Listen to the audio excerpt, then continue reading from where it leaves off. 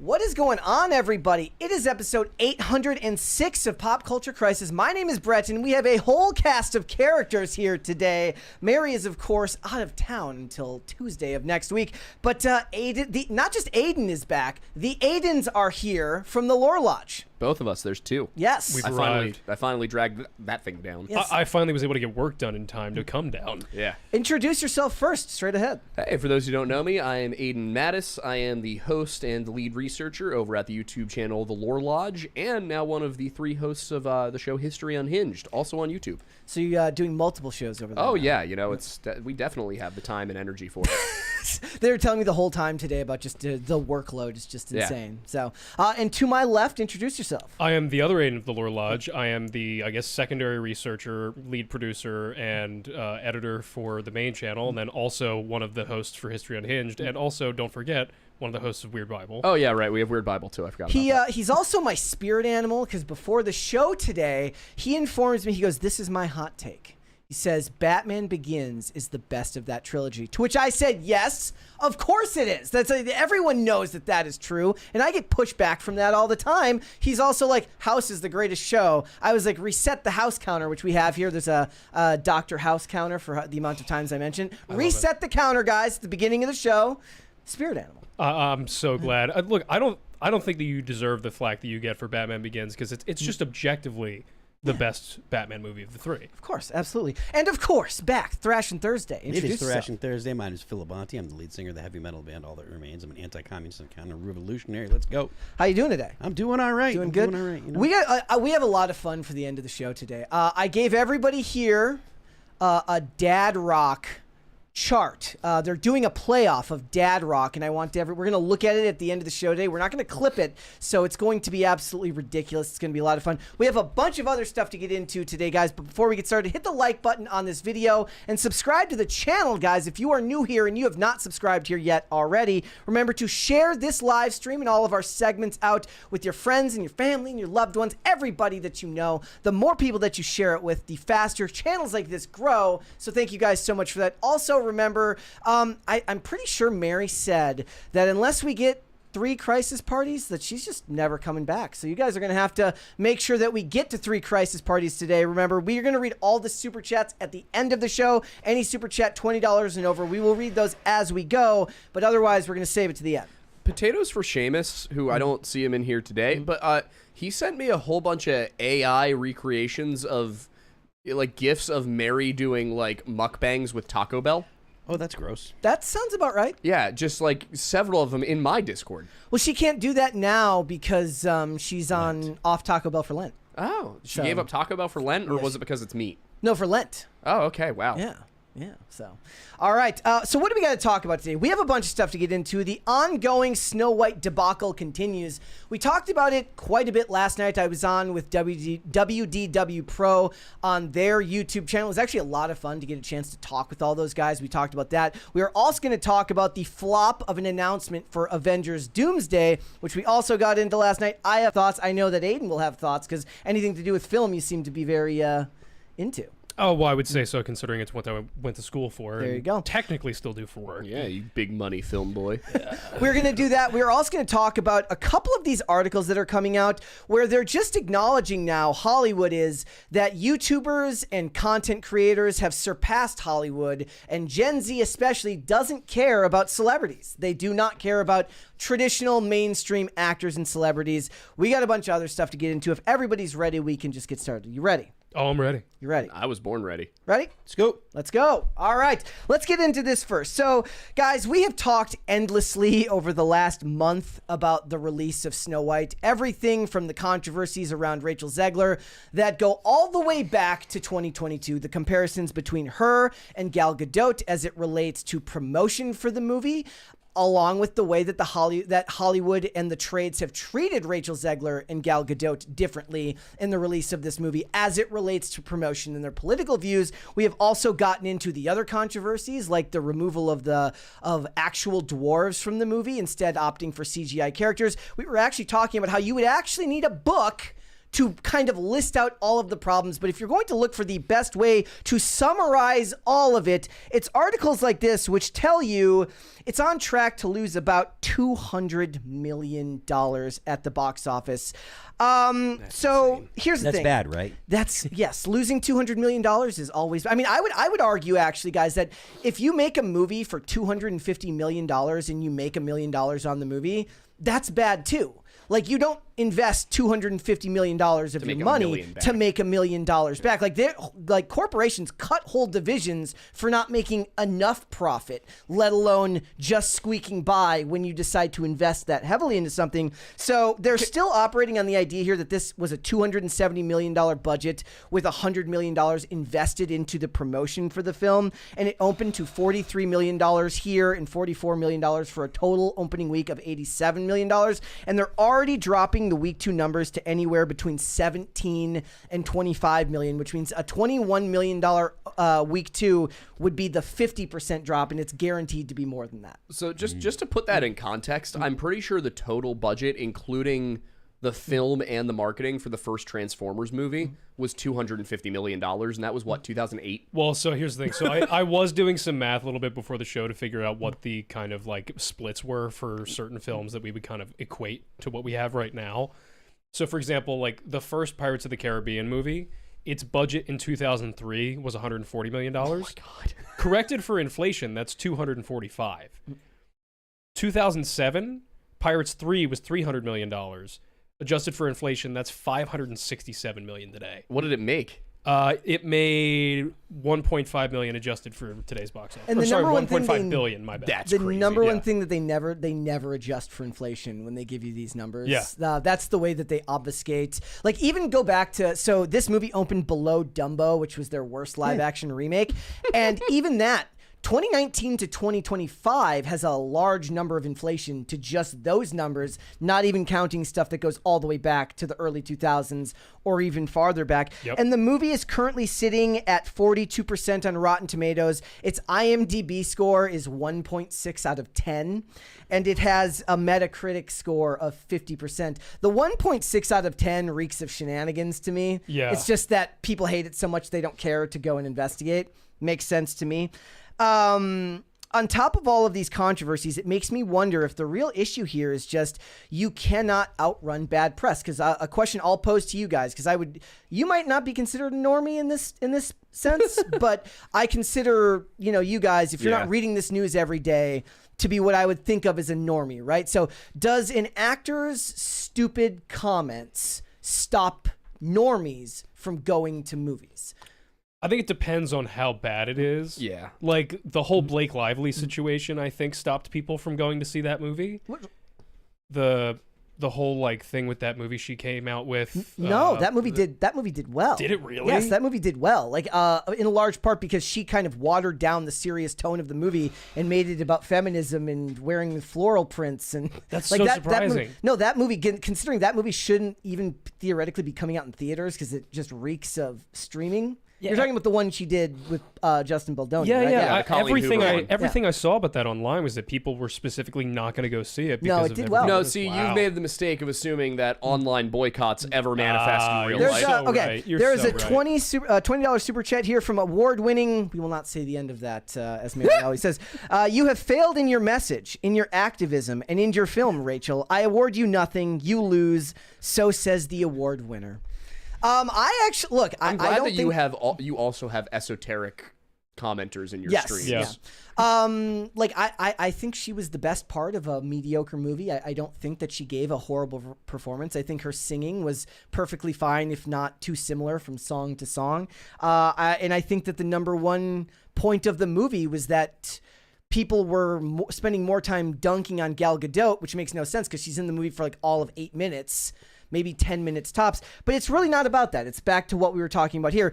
People don't go to your movie if you've turned people off so heavily that you're risking a movie losing $200 million just because you can't rein in the person starring in it. She kind of just was in, like, she insulted the original cartoon, which wasn't a good move. That, I to also me, is am the bigger completely incapable of watching this movie And I cannot suspend my disbelief enough to believe that Gal Gadot would be jealous of Rachel Zegler's appearance. Yeah. I feel like Rachel Zegler's behavior was the icing on the cake of a terrible, terrible cake. Yeah. Right? Like the remake was a bad idea. The way that they cast, they first got rid of the 7 dwarfs and then the 7 companions. Everyone hated the idea in pre-production or when they were producing it. So they got rid of those. They had to well, now then they both end up in the movie, and then they kind kind of smush them together. Yeah, they had to cut in new scenes, and they had to rewrite it. So it was bad from the get-go.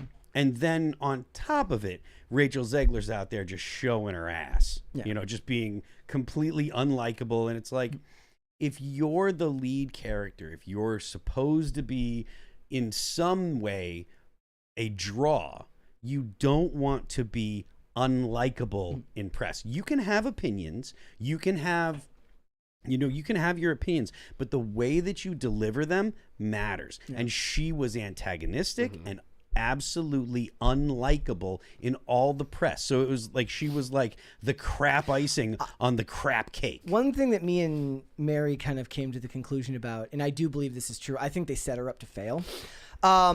At the original, and we talked about this yesterday and last night a little bit, which is that the original comments that really turned everyone off was when she was talking about how Snow White isn't going to be saved by the prince and how the prince is kind of a stalker. The stuff about not being saved by the prince, I 100% believe that Disney fed her that and sold her this movie as a feminist reboot of a movie. We were talking about that last night. The only thing that Snow White does in Snow White is provide a vessel to be saved. Like she has no, there is no any form of feminist icon or anything. She does nothing. Some movies are not Nothing at all. meant to be remade if the whole point is to remake it in an anathema to what it actually was. Yes, but the point, but like the original Snow White, like if you're going to say, oh, this Snow White doesn't need to be saved, well then you're not Snow White. You're a totally different, you're using the same name and basically doing a leftist wearing of the skin, wearing it as a skin they love suit. that, though. And you're not in any way paying, you're not even trying to pay tribute to the original at all. It's just like, this is something that has name recognition, so we're going to use this and try to capitalize on it. It's good that this movie is doing so poorly, and hopefully Disney learns, because that is absolutely atrocious. Yep. There's a 20 here from Crandall Logan. Says, finally, both Aidens are here. Mattis, I joined Patreon at $5 to cover 4 dorks who refuse to subscribe. Hope you can keep doing what you love instead of fondling the algorithm. Oh, yeah. It's going to be the name of my band, Fondling the Algorithm. Yeah. The algorithm's about to get throated at this point. And we talked about this. We talked about this earlier today about. We talked about this earlier about how Hollywood isn't interested in anything other than IP. How they're not going to invest. Look, they will make. Let me slow it down. I don't believe that the audiences want original as much as they claim, because they don't show up at the theaters for the original properties. I was really interested in Black Bag until I realized that I wasn't going to be able to go until the following week, and I've already lost interest in going to see it, right? So it's very hard to get audiences out for movies that don't have IP built into it. My favorite movie of 2023 was a film called The Creator, starring John David Washington, which was a sci-fi film that would have, they had to pay Gareth Edwards probably very minimal money and gave him $80 million to make a movie that nobody went to see, because if they had attached it to a property, it likely would have done better. And they're not willing to do that. It's the story of Hollywood of all time. 10 Cloverfield Lane and the subsequent Cloverfield sequel were not supposed to be Cloverfield movies. They were already existing stories that then they brought into the Cloverfield universe in order to actually draw people to the audience, because it worked. It's Todd Phillips making Joker because he wanted to make a movie and they wouldn't greenlight the movie itself, so they added Batman characters onto it, which got it greenlit and got it made. Theoretically, as a film person, I don't mind it too much, because at the end of the day, it's allowing these stories to be told. And if you have to put a veil over it to make it appealing to a larger audience, okay, that can be acceptable in certain instances.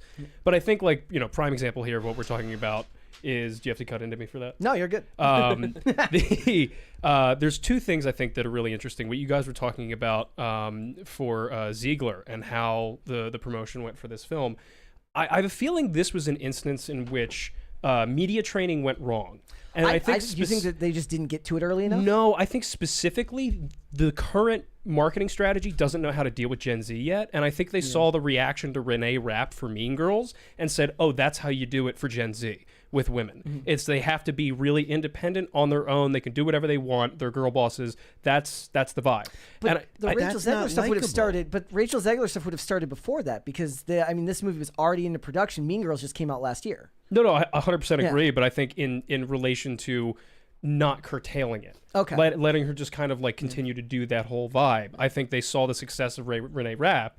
And the whole industry kind of went like, okay, the generation that we are marketing this to is responding well to this behavior. That movie didn't do that well, though. Like that's But everyone was talking about it, Yeah. and that's the thing. If you're they in the marketing still don't department, understand the difference that likes don't equal out Yeah, to exactly. actual money spent on a production, right? plus, I don't think these movies are necessarily meant to like make a lot of money. I think at the end of the day, Disney's a toy company. Yeah. Nowadays, a theme park They're a company. they're It's a theme designed to park hold company. on to the IP. Exactly. Like it's not going to change their copyright on the original material, but it's new material that they can copyright with the same name. There's a 20 here from St. Miles. Says, thank you, PCC, for enduring what I would never stomach. Fair and balanced review. Better to spend my money here. Yeah, well, I also have just a titch of the... if somebody tells me I have to hate something, it makes me want to find something to like about it. Because when you exist in this space, you're kind of pressured into holding certain views because that's the dominant narrative around it. And I don't want to do that for the most part.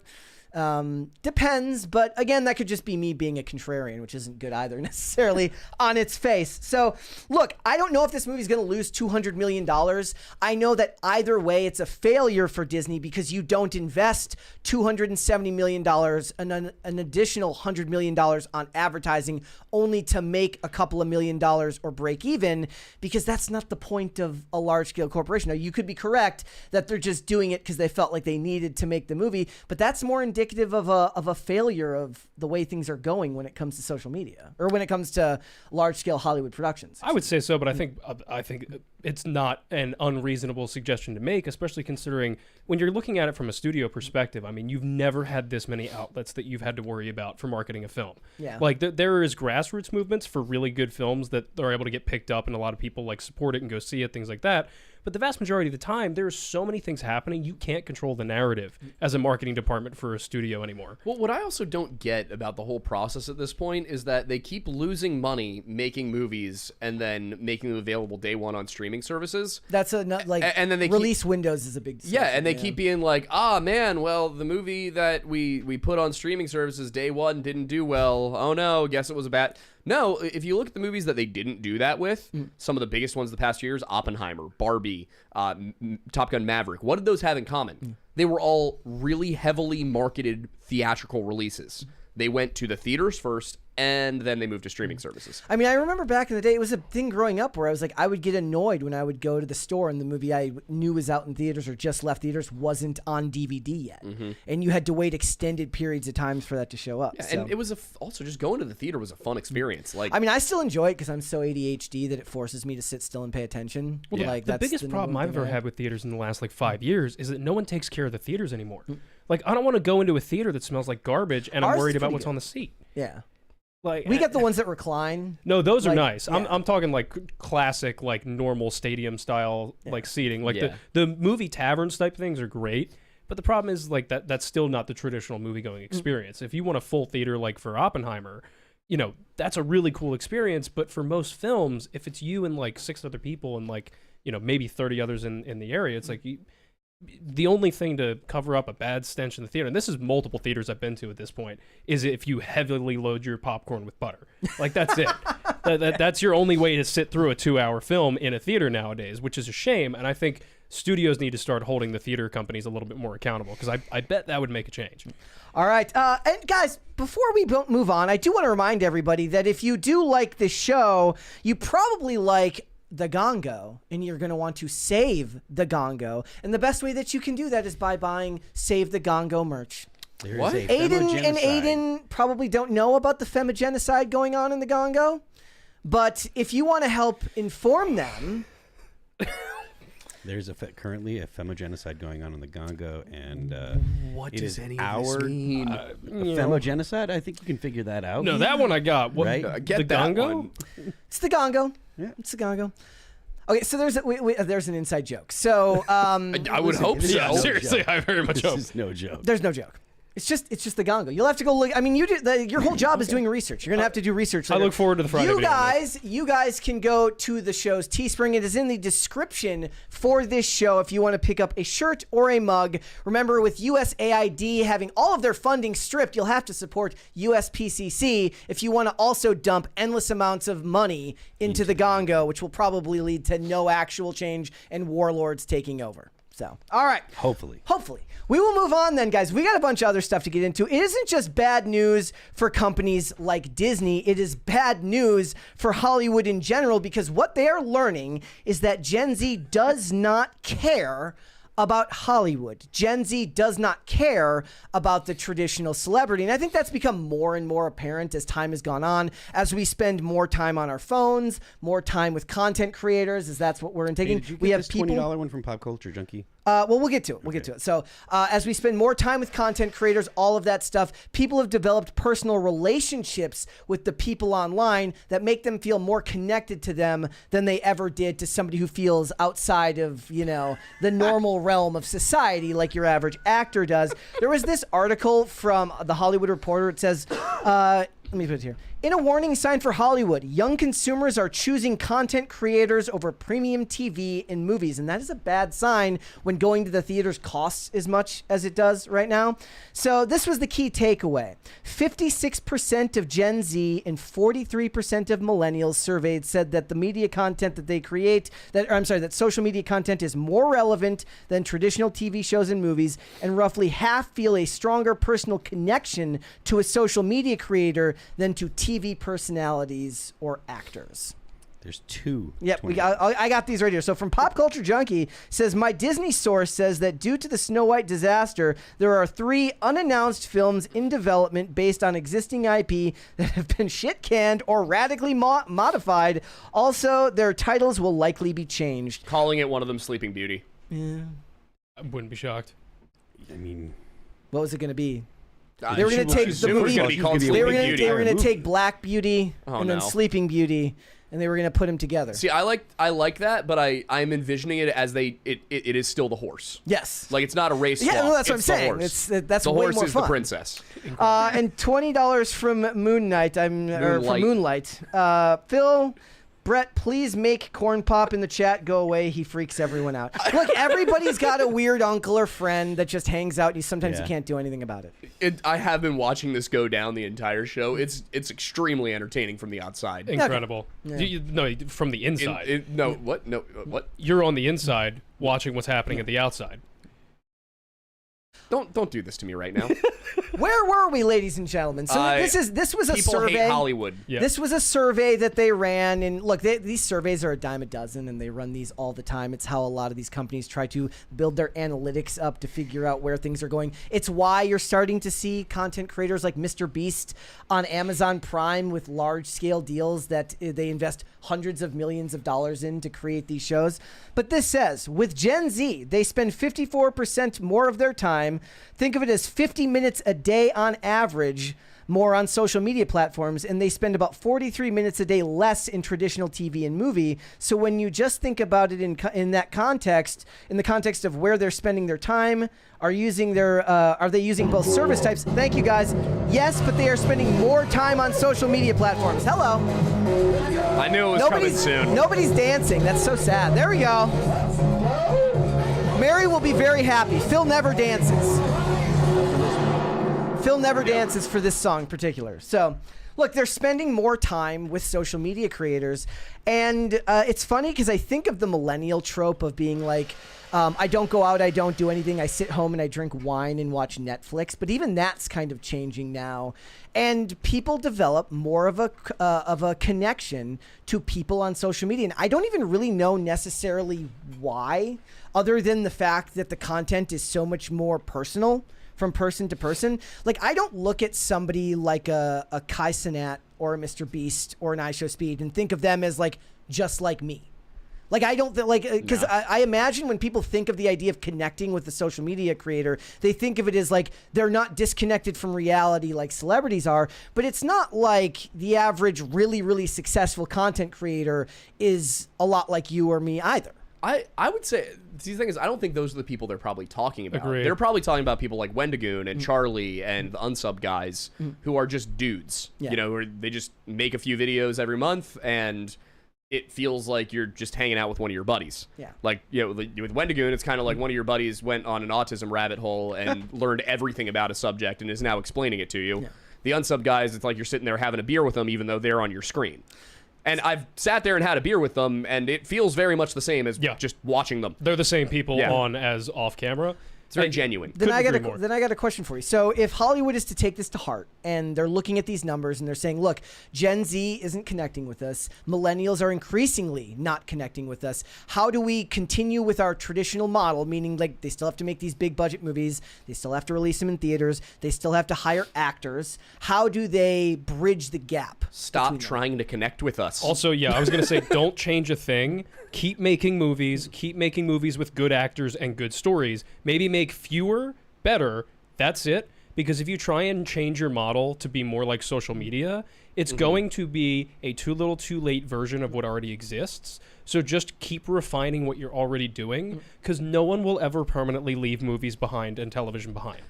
Every single new movie that's not a Top Gun Maverick kind of movie feels like it was made for YouTube 10 years ago.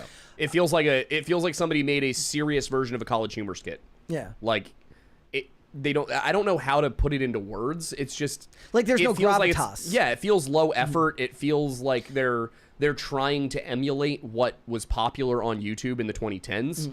But that's not why I go see a movie.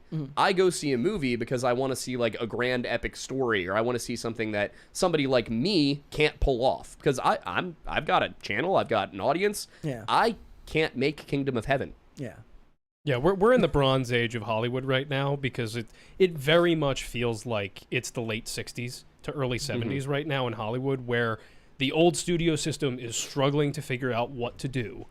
And right now they're looking to social media as what Spielberg, Lucas, Coppola, Scorsese, all of them were at that time. The problem is that what, in my opinion, what you should take away from what's happening right now is let the small independent stories be told by the small independent people, because they're going to be better at doing it, and they're going to get more of a connection from the audience like you're talking about. The reason why people watch social media is there's one channel I watch. Her name is Angela Collier, I think it is. Okay. No production value at all. It's her talking to a webcam, but she is a PhD physicist, theoretical physicist, and she just talks about different things within the field because she is an expert in that field.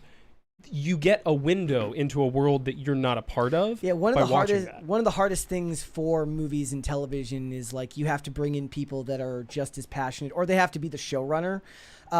Suits was run by a guy named Aaron Korsh, who was a lawyer. But there's certain types of movies that, you know, outside of bringing in like high level people from, like, if you're going to make a spy story, you have to bring in somebody who used to be in the government to help do like notes on that. But they don't always listen. They don't always pay attention and take inspiration from those notes. And a lot of times the authenticity that you're looking for, they might see it as a barrier to creating a great visual media, like a great visual story. Also, I feel like every movie nowadays tries to teach you some moral lesson, like all the big ones. And what moral lesson was Pirates of the Caribbean teaching me? Like that was just a fun. I know there were morals. I was going to say there were definitely save the rum. Exactly. Yes. There's definitely like little things here and there, but they're naturally occurring. It's like as they were writing the movie, they were like, this is a good spot to present this message.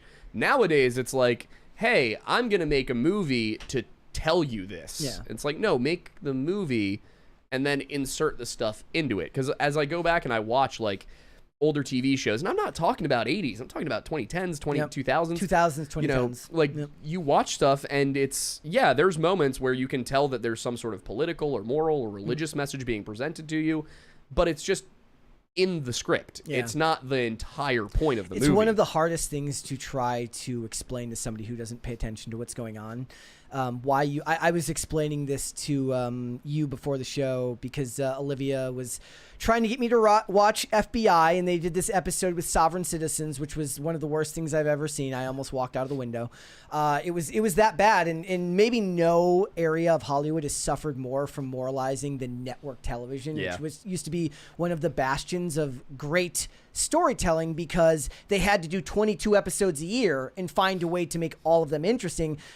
Even the filler in old X-Files episodes is 10,000 times better than most of the stuff that's coming out now. I'm watching two things right now. I'm watching a Buffy the Vampire Slayer retrospective that's almost 4 hours long, and I'm watching this channel, it's like JB's Spooky Channel, where he does like 15-minute reviews of old X-Files episodes, and every single one of those episodes is 1,000% better than anything that's coming out right now. And to the point was Olivia was watching this episode about sovereign citizens, and I was like, here, watch this episode of Criminal Minds where they deal with a militia in Montana, and somehow they were able to tell a more coherent story.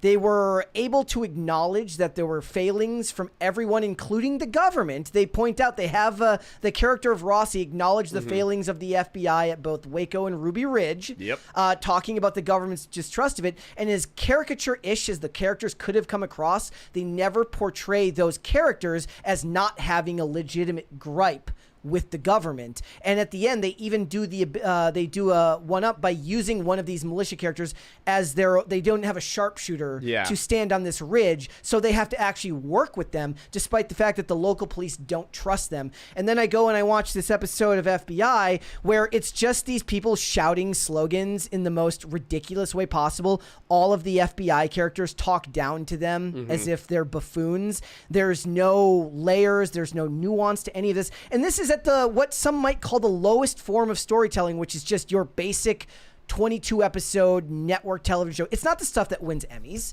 It's not the stuff that gets the attention of the trades. It's the stuff that nobody cares about. Does winning Emmys really mean anything nowadays? I mean, it does to them. In the industry. Well, but does that is winning an Emmy actually a signal of quality? Is what I'm saying. There's enough examples of shows that never won where you're like, how have they not won? That you would say no, it probably doesn't. But the point of it is like when people even think of good television, this isn't the stuff they think of. They think of stuff that's going on HBO or stuff that's going on Netflix now or streaming services. They're about to do another Dexter revival. Like they're bringing Dexter back, which I don't care about because I started rewatching the original Dexter because the first 3 seasons of Dexter are some of the best television you'll ever see. You're never going to see that again in the same context.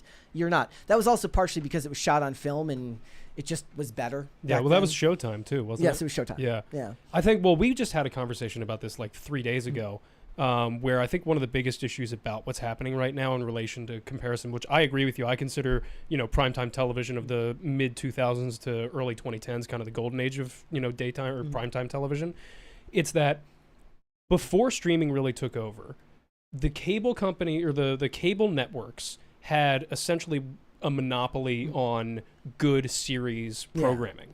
Then the thing is they had a perfect storm. They had the amount of money, the amount of talent, and the limits on talent and timing that they were able to really dedicate all the time and talent they could to these few specific shows. Now, granted, there were still a lot of shows on television. Cable had a lot of channels, but now there's so much going on. There aren't enough truly talented writers, directors, cinematographers, and top-level actors. We were talking before the show about, like, when I got to meet Mark Pellegrino here. Yeah. And the point is that people think of him as Lucifer, but you don't think of him as the lead of anything. He's just the guy who stands out in every guest appearance that he does. There's only so many of those that can truly capture the essence of a character, but just for like 1 or 2 episodes. Now they've got to do that amongst 30 streaming series, a bunch of network stuff, and there just isn't the ability there. So I guess to pull it back a little bit, if there was a way that you can think of for them to help actors connect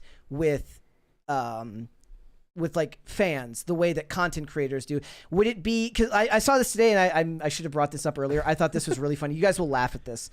Leonardo DiCaprio has launched his own YouTube channel. Oh, no. God. So That's exactly the is this- opposite of what they exactly, should do. Yeah, right? I was just gonna say, the last thing they should Well, do is have the actors connect. It what's should he just be doing? do good work. I have his Because first if he's video like, you know says what, if he's like, oh, I really like cooking and it's my Yeah. hobby, and I do a cooking YouTube channel. Fine, you're a normal person. You got a hobby. You want to put it on YouTube. More power to you. Awesome. That's what Alan Richardson does But- with his. He has a Bible channel. Yeah, that kind of stuff is perfectly fine because it's not like, hey, I'm trying to promote my new movie. It's or literally a I'm trying to trailer. That's the. Yeah, see, It's a that trailer kind of for- stuff that's just, but like if you're like, look, I like gardening and I make a show about, I like to film YouTube videos about my garden and when I'm putting in like that kind of stuff, that's awesome. That's super cool. You're still a human being doing human being things like having a YouTube channel or like doing, like doing hobbies. That's something that just because you're famous doesn't mean you should be like excluded from normal human being things. But if Leo DiCaprio has started a YouTube channel so that way he can promote his movies, it's like, bro, the studio will handle it. What if he turns it into a dating channel, like a dating show? I figured it was just gonna be climate lectures. Of all people, Yeah. Leo shouldn't Yeah. do that. He could do it's called 25 and under. Yeah. The Leonardo DiCaprio Just because, dating look, show. he can date who he wants, but the heat that's going to generate is just... Yeah. Ooh, no. It's a dating show, but it's also a game show that takes place in Antarctica, and it's called 25 Below. Yes. Incredible. So you can lecture climate and lecture whoever he doesn't All right, date. I hate all this. What's he gonna do? Fantastic. Sit on his yacht and see which one can swim to it the first?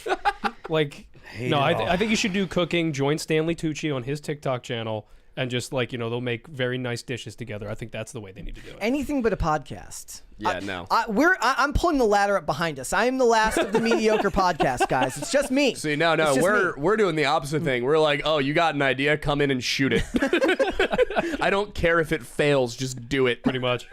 All right. Content is king. We've got more to talk about today. I know Aidan's gonna love this one. I actually Which Aidan? this Aidan directly in front of me. Aidan is gonna love this one because I have a sense for when something is going to annoy him when it comes to history. Oh, good. I feel like here we go. I think he's gonna love this one. So I saw this article the other day. Amateur and dangerous. Historians weigh in on viral AI history videos. This is a particular trend that's going on right now where they're making AI POVs of what it's like to experience certain times in history. And I'm sure it's 100% accurate. And all of them have 5 fingers, 10 fingers and 10 toes. Have you seen this trend before? Yeah, I've seen him coming up for a few weeks now. I have yet to see one that was remotely accurate. Okay. My favorite was definitely the medieval ones though, because it's like they're like, you're on a street in London in 1000 AD and everything's muddy and everybody is wearing like brown and gray and it's rainy and the buildings are all dilapidated. And I'm sitting here and I'm like, bro, this was one of the most colorful periods in history. Everybody was wearing bright colors. Well, let's look at some of these. I laughed. I'm not gonna lie. They had cobblestones, man. They had I laughed at some of cobblestones. this. So let's watch this one first. It says POV: you wake up as a woman worker on the Titanic in 1912. Oh, kill me. Is she in a pine box? It looked like it.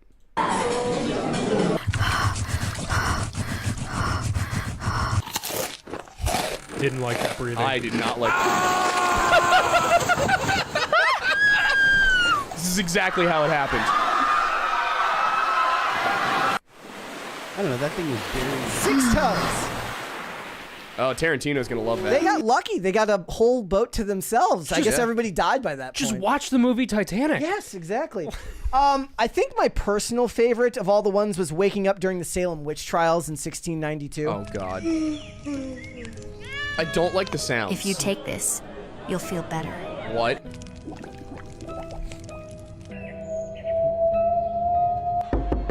This feels like a schizo post. Mm-hmm. Aren't they all? This feels like something only AI would watch. I'm not a witch. She poisoned my daughter. Guilty. She's like, I'm not guilty. I'm innocent. She's not innocent. She's a witch, Banner. No, you she's brought literally a this witch. on yourselves.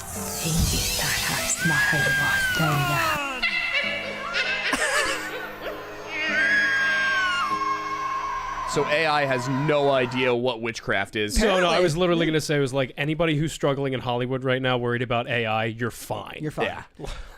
So I actually have a real question about this.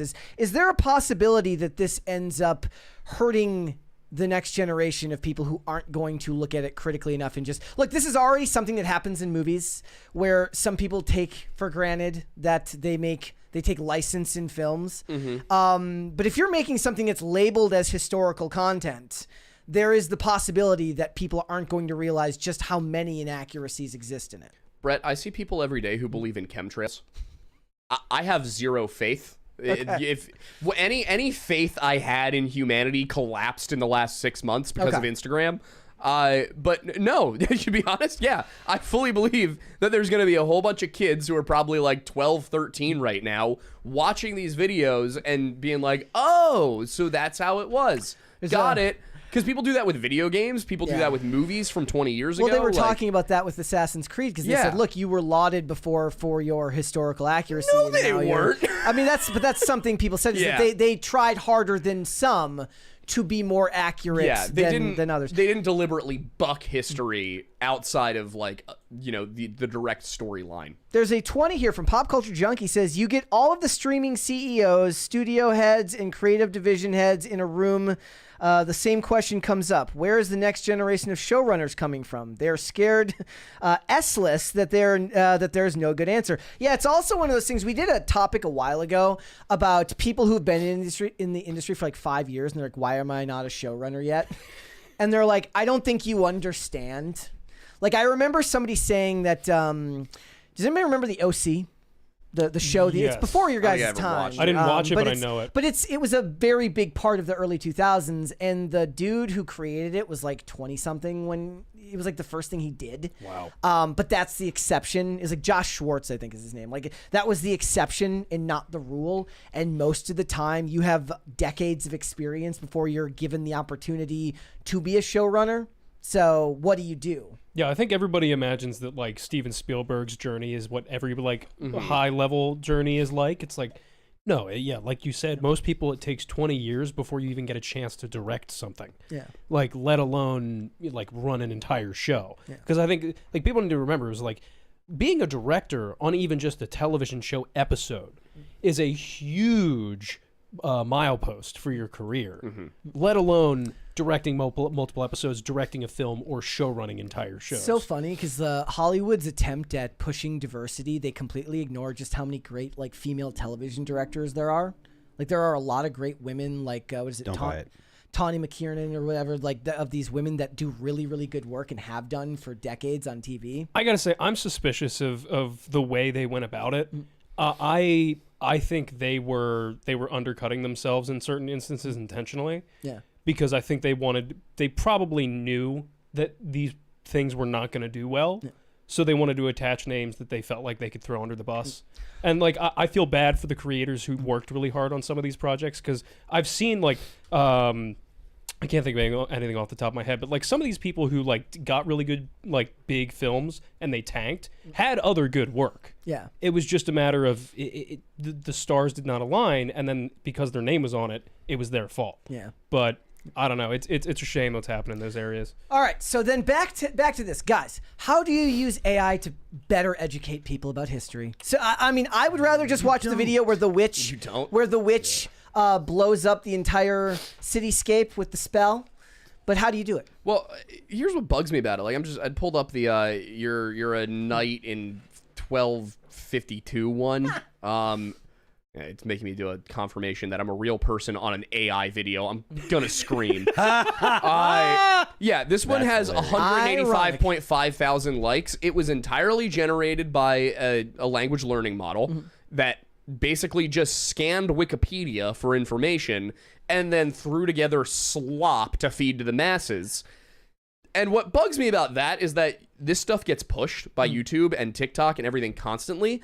Last week, we put out a 45-minute documentary on the Vinland colony, the Vikings. It, fully researched with actual references to the sagas. We have a second one coming out tomorrow. And YouTube was like, nah, nobody wants to see this, despite the fact that the entire comment section loved it. No, that was going to be my question for you. Culture Junkie. Do you think that AI could have done what No. a person did with the two stories there? And that's where I was kind of getting to is like AI cannot do what a history professor can do.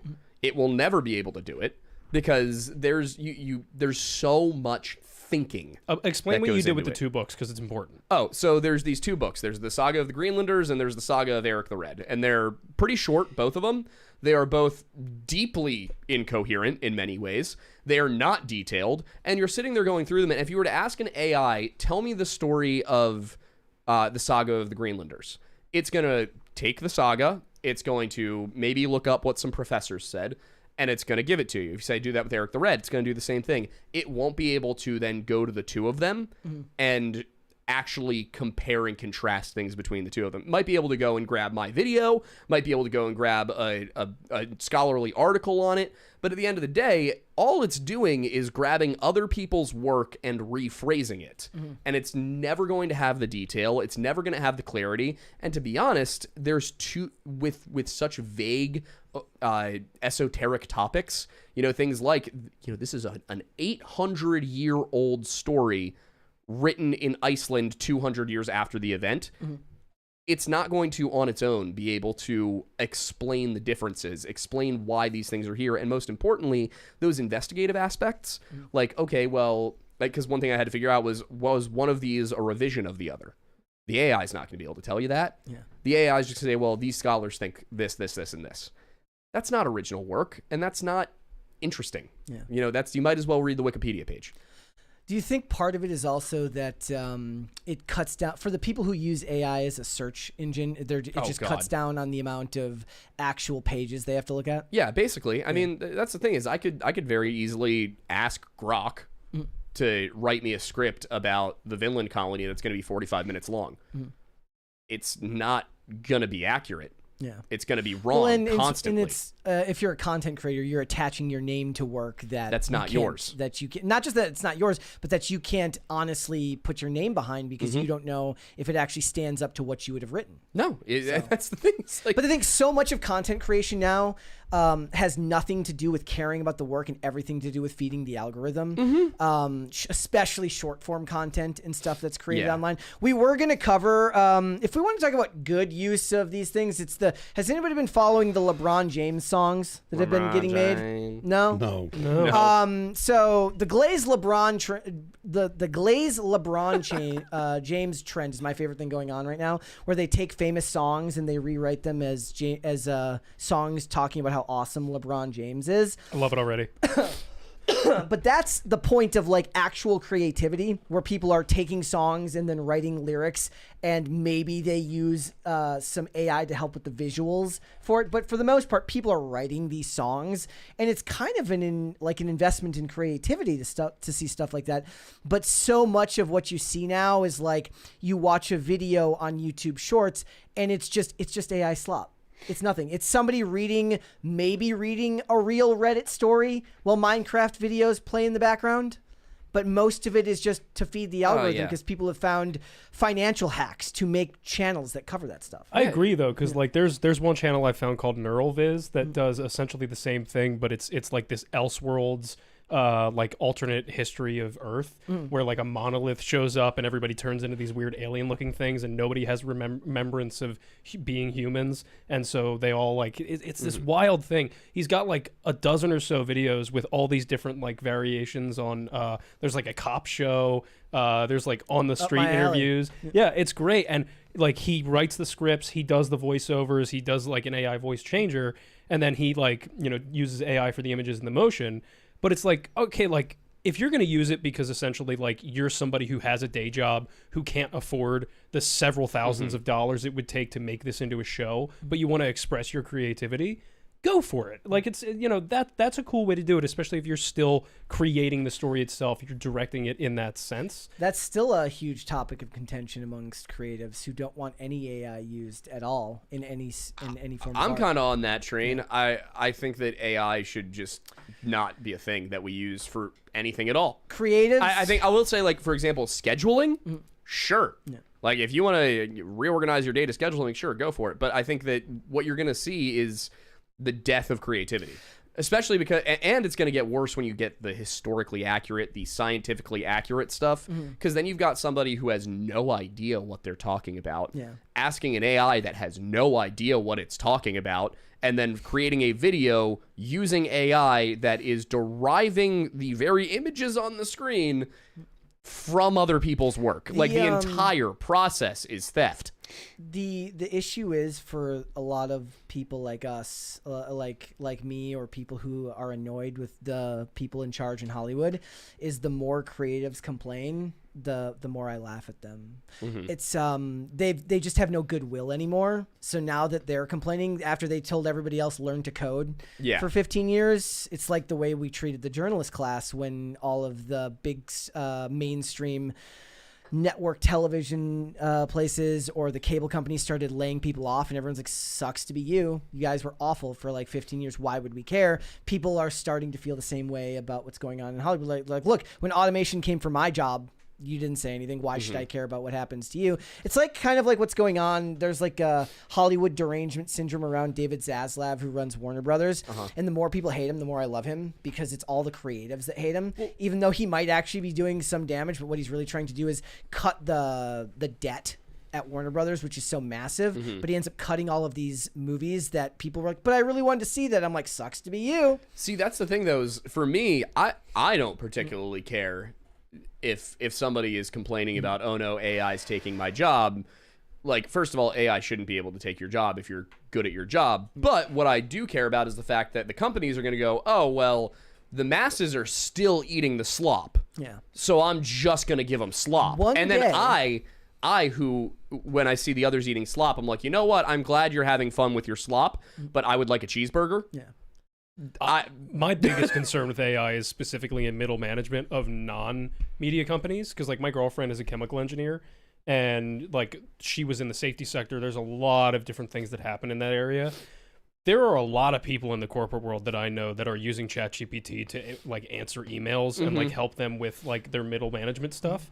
The problem is going to be, if you have a large corporation, particularly one that like produces or works with harmful or dangerous chemicals, that is communicating via AI-generated emails and messages and documents, there's going to be details about certain things that are going to get left out. There are going to be protocols that are missed, and you're going to get stuff that happens like East Palestine that is going to be purely because AI is communicating with itself, because nobody's actually doing their job in middle management. Yeah, also HR. I mean, I don't know if I don't know when the last time you guys looked for a day job. I was going to say a real job, but then I realized that was dissing ourselves. I don't know when the last time you guys looked for a real job was, but if you go on first of all, you go on Indeed and it's like, upload your resume. And then you go to apply for a job and they're like, input all of the details of your resume into our portal. And then none of it gets looked at by a real person because some AI was like, well, you didn't have the keyword we were looking for. Sorry, buddy, no job for you. Yep. I mean, it's AI, that the thing that's supposed to be making everything more consistent, that's supposed to be making everything more useful, is in fact making everything worse. Everything AI touches collapses, and I have thoughts of anger towards a certain individual named Sam that I will not express. But, you know, I just, it is...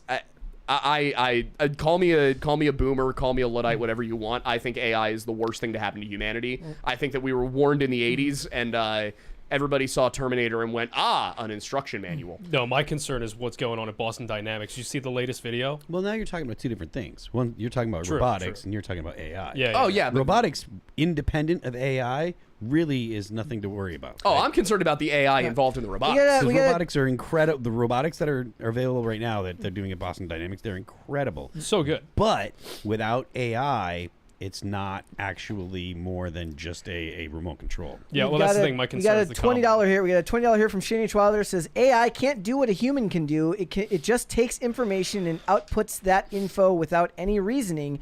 You can't put your name to AI because you didn't really create it. A bit of AI to help is fine, but not if it's all AI. Also, I would like to add on Crandall Logan's point that he sent for $2, which was that AI can't take his job because AI can't steal catalytic converters. That's true.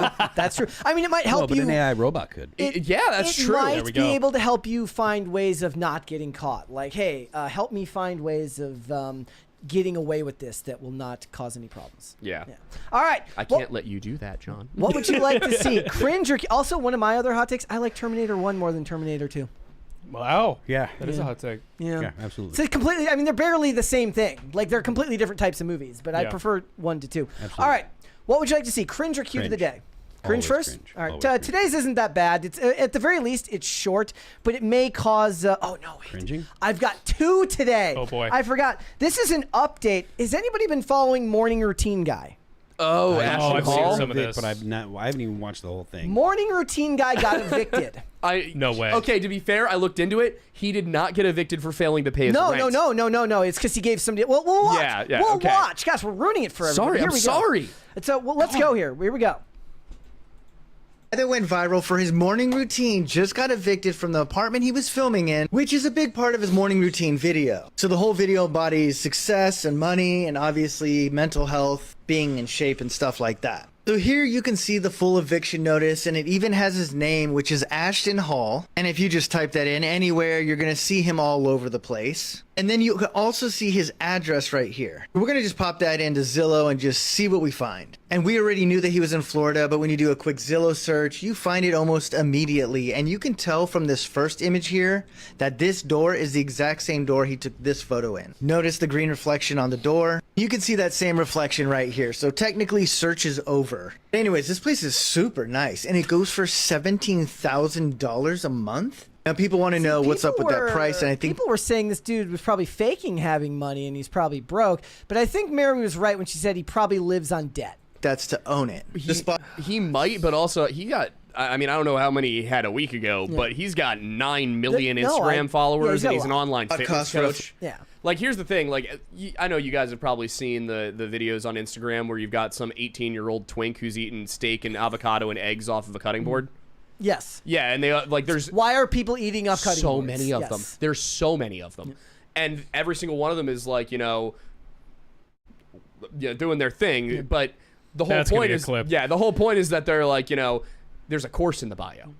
And all of them are the bottom rung of the pyramid scheme. They're all And then there's an selling Ashton Hall at the top of the pyramid They're scheme. all selling a course. They're like all Luke selling Belmar. a course. Like Luke Belmar. Oh my God! Every time I see that man come up, I have the urge to stitch. Do you know why, right? It's because you're not masterminding enough. You're not yeah, studying. you're right. I don't have 8 billion different accounts that are Aidan Mattis wisdom and Aidan Mattis thoughts.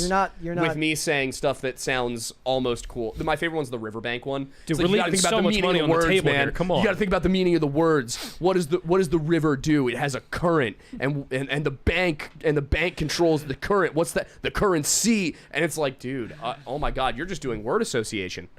All right. And it we've works. got- This guy would so- be great at so- the word puzzles. $2.5 million. We can see that right here. And your monthly payment will be just over $17,000 a money. month. Insane. The reason he got evicted is because he cloned the fob for the building and gave it out to somebody so that they could have access to the amenities of the building. But don't worry, I'm sure bro will be back in a nice new fancy apartment. What do you guys think? Yeah, he will. He will be because he probably makes a ton of money. That's a crazy thing to get evicted for, Also, though. wasn't he a college athlete? Probably. When was he a college athlete? So- Because I will say one thing that I would not be surprised. Oh yeah, no, he was 2015. Yeah, and also he didn't. Oh my God, his stats are terrible. Second cringe. His It says POV exposure therapy.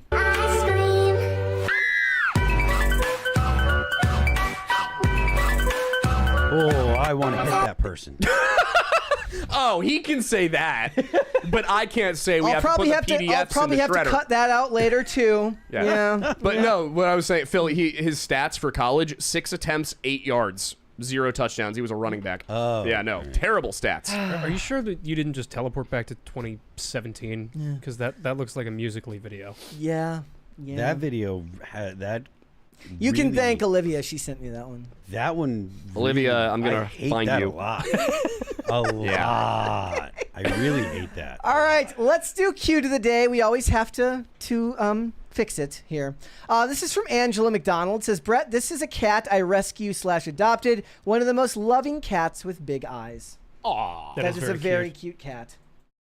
that's a good. All right. right there. We always do cute of the day to then kind of fix the algorithm.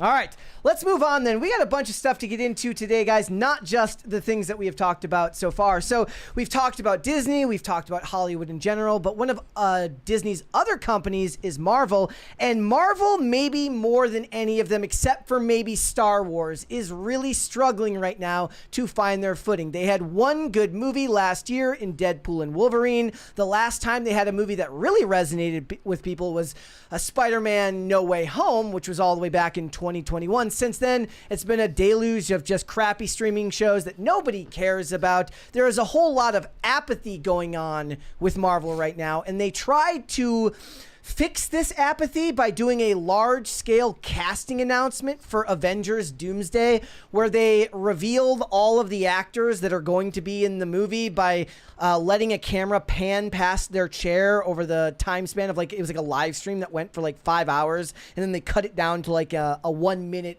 production. Well, I'm going to give you the TLDR for this, which is that it's going to be saved, if at all, by a bunch of 20th Century Fox characters, the X-Men, and everybody else to Z-list garbage that nobody cares about. Nobody's going to see an Avengers movie to see Simu Liu as Shang-Chi. I'm sorry. Also, I didn't even say it earlier, but I was looking at the list and I was like, okay, the only reason I have any interest in this is going to see Sir Ian McKellen in this film. But even then, too old. And it's like, what I mean by that is like, if this was a movie that was back in the 20th Century Fox universe and they were trying to continue that story, but so much has happened since then, there's no stakes to it because he's just kind of coming in out of nowhere, where he's going to be I guess he'll be from another another universe. That's the thing. Know. This is another universe, crossover thing, right? If I understand correctly, so far the bits and pieces that I get is Robert Downey Jr. is playing Dr. Doom. Dr. Doom, and the reason he's Dr. Doom is like, what could he have become as opposed to Iron Man? So here are here's the full list of the actors that are going to be in this movie. It's a very long one. Paul Rudd. You got to show them the Variety article because except for Chris Hemsworth, all three of them look so weird. Like, it looks like Channing Tatum merged with a Russian henchman. Anthony Mackie looks like he's a Martian, and Florence Pugh, I don't know what's wrong with her. She just looks wrong. I always say that she looks like those bottles of liquid honey, like the bear on the bottle of liquid honey. That's just me. She looks too symmetrical. That's what it is. But Anthony Mackie's always kind of making that face. I kind of appreciate it. I think he does it on purpose now, where he's kind of making his own kind of side eye at the camera. It's really Channing Tatum for me, I think. But his face kind of blew up. Yeah. How old is Tatum now? He's got to be in his 40s. Yeah. Is he going to be Gambit? Yes. Yeah. So, I mean, you're going to get Paul Rudd back as Ant-Man. Does anybody care? Really? Like, is that your attempt as playing? No Guardians of the Galaxy. Like, I guess the most important thing is to say, who are the ones that they didn't bring back so far? Which is, there's no Spider-Man announced. There's no Wolverine announced. There's no Deadpool announced. There's no Guardians of the Galaxy announced. To be fair, it is kind of a Marvel thing to try and surprise you. I mean, but they can't afford surprise right now. Like, they can't. They literally, like, the idea is like pro wrestling surprises. They have surprise returns for characters. Marvel can't afford surprises right I now. wouldn't be shocked if when's the movie supposed to come out? 2026. So I wouldn't be shocked if sometime this fall you start to see like the planned leaks about like Spider-Man and they can bring back. Look, they're bringing back the Fox characters, which means that they can bring back and the Sony characters. They can bring back all three versions of Spider-Man if they want to. One thing that I heard floated last night was like, what if they bring in Miles Morales animated into the movie? Oh God! At this point, Spider-Man, please go home. So look, they're relying on the Fantastic Four, which are in there. But here's the thing: we don't know yet how Fantastic Four or Thunderbolts are going to do at the box office.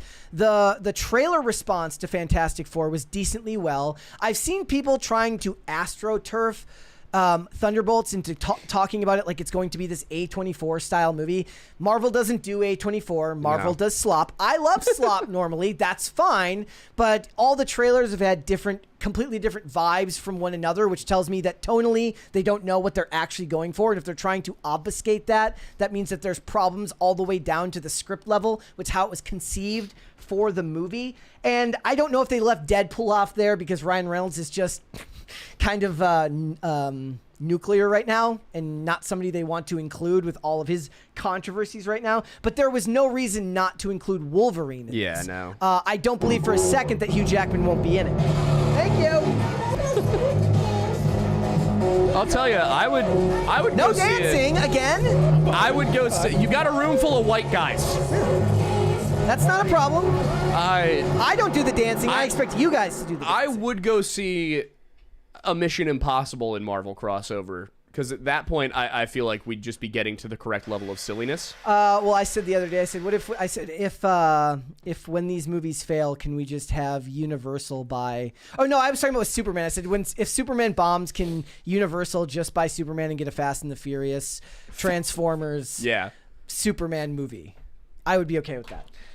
See, but that's the thing is we keep talking about this. We're like, you know what would really make these movies better? If they were made 20 years ago. Yeah. Like, that seems to just be the conclusion, is like, nobody trusts Disney to make a good movie anymore. Here's the thing. I don't trust WB to make a good movie. They were. I don't trust any of these companies to make a good movie anymore, and you probably know more about it than I do, but it seems like there's just, like, the talent just isn't there. Depending on how spiteful you are, there are none of the Marvels in there. No Miss Marvel, no Captain Marvel, no Monica Rambeau. I think that's a shame because I think Iman Vellani is fantastic as Miss Marvel. And I think that she could have taught Rachel Zegler a course on how to promote movies and really embrace the character that you've kind of been hired to do. I thought she brought a lot of charm to that role, even if the show wasn't really received super well. But none of those characters are in there. I was like, outside looking in, is this something you have any interest in? You seem like these movies aren't for you. See, here's the thing: is people have been talking really ever into Marvel. No, I'm a big DC guy. Oh, let's go! Yeah, I'm a huge DC guy. Grew up on DC. I grew up with Batman the Animated Series, the Justice League show. All Just these started great showing things. that to my fiance last night for the we first love time. I posted, I said, showing Olivia a masterpiece, and then put update Man Bat scared the crap out of her. I love it. She was scared by Man Bat. That's That's like, okay. I grew up watching these. I grew up making like stop motion Lego Batman stuff when I was a kid, like just on my mom's like phone, like nothing I ever put up on YouTube or anything like that. Like I had posters, and I had a Superman poster in my apartment, like in my bedroom up until like I moved in with my girlfriend a month ago. So are you like, more interested, say, for James Gunn's Superman than anything coming out from Marvel? And see, that's the thing, is I'm someone who grew up with it. I love it. I love these stories. I think a lot of people in Hollywood who aren't involved with these don't give them as enough credit as they should, especially like the earlier ones, because like these are our modern day Greek and Roman gods. Yeah. Like this is our modern day mythology, and like if you treat it well, they can be as engaging as the classics were. I'm not going to say that they are going to ever be better than the classics, because that would kind of be sacrilegious, but you can really explore some interesting things with these characters, and I'm not saying that they haven't done that so far. The downside is that when you have so much, and we've been talking about superhero movie fatigue for a decade now. Mm-hmm. And I think everybody's saying, oh, it's happening. It's like, I think officially the box office is starting to show that like people are starting to get tired of it. Post Endgame, that is true, but I think it's less to do with necessarily superhero fatigue specifically. It's that there were too many bombs in a row, meaning too many films that nobody really cared about. I think that they kind of deluded themselves into believing that the Marvel brand was enough to stand up on a bunch of characters that nobody cared about. So when they released The Eternals and nobody cared, when they released Shang-Chi and nobody cared. And by the way, I thought Shang-Chi was a fine movie, and I thought The Eternals was kind of awful, except for Angelina Jolie, who kind of put on an acting clinic I didn't compared even to... watch the. That's what I'm saying. Like, that's... Yeah, but neither did I don't think that's- I've watched a Marvel film since Endgame. Therein lies the The problem. only one I did was Deadpool and Wolverine. Yeah, that's the thing is like if I were to go back and watch one, it would be that. Yeah. Like... Also, I mean, when you think about it, this is not surprising. I don't understand why the studios are struggling with this. Think about every big trend in movies and TV. They last 5 to 15 years. We're coming up on year 20 in 3 years. Like, Marvel was done when I was in college.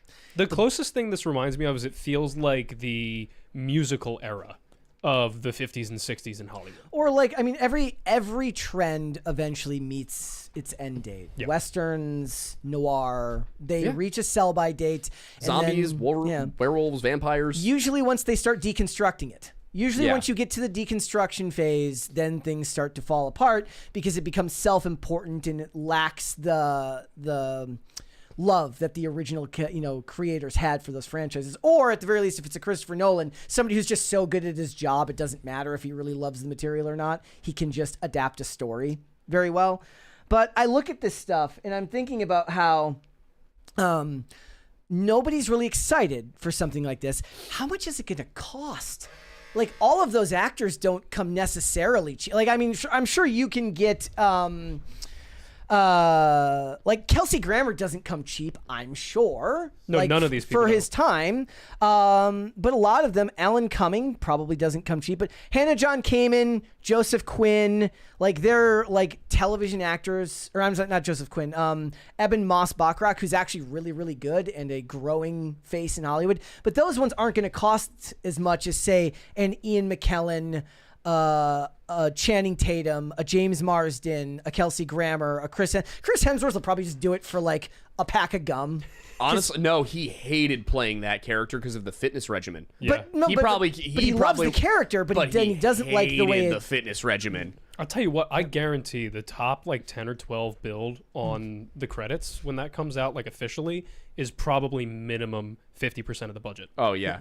Which is insane. If you look at these names, like, yeah, there's a lot of names on here that probably won't command a ton of money, but even at the middle of the road point, like Anthony Mackie, Sebastian Florence Stan. Pugh doesn't come cheap anymore. Yeah, No. Florence Pugh. Those are people who, Paul they're Rudd? still going to be millions and millions and millions of dollars.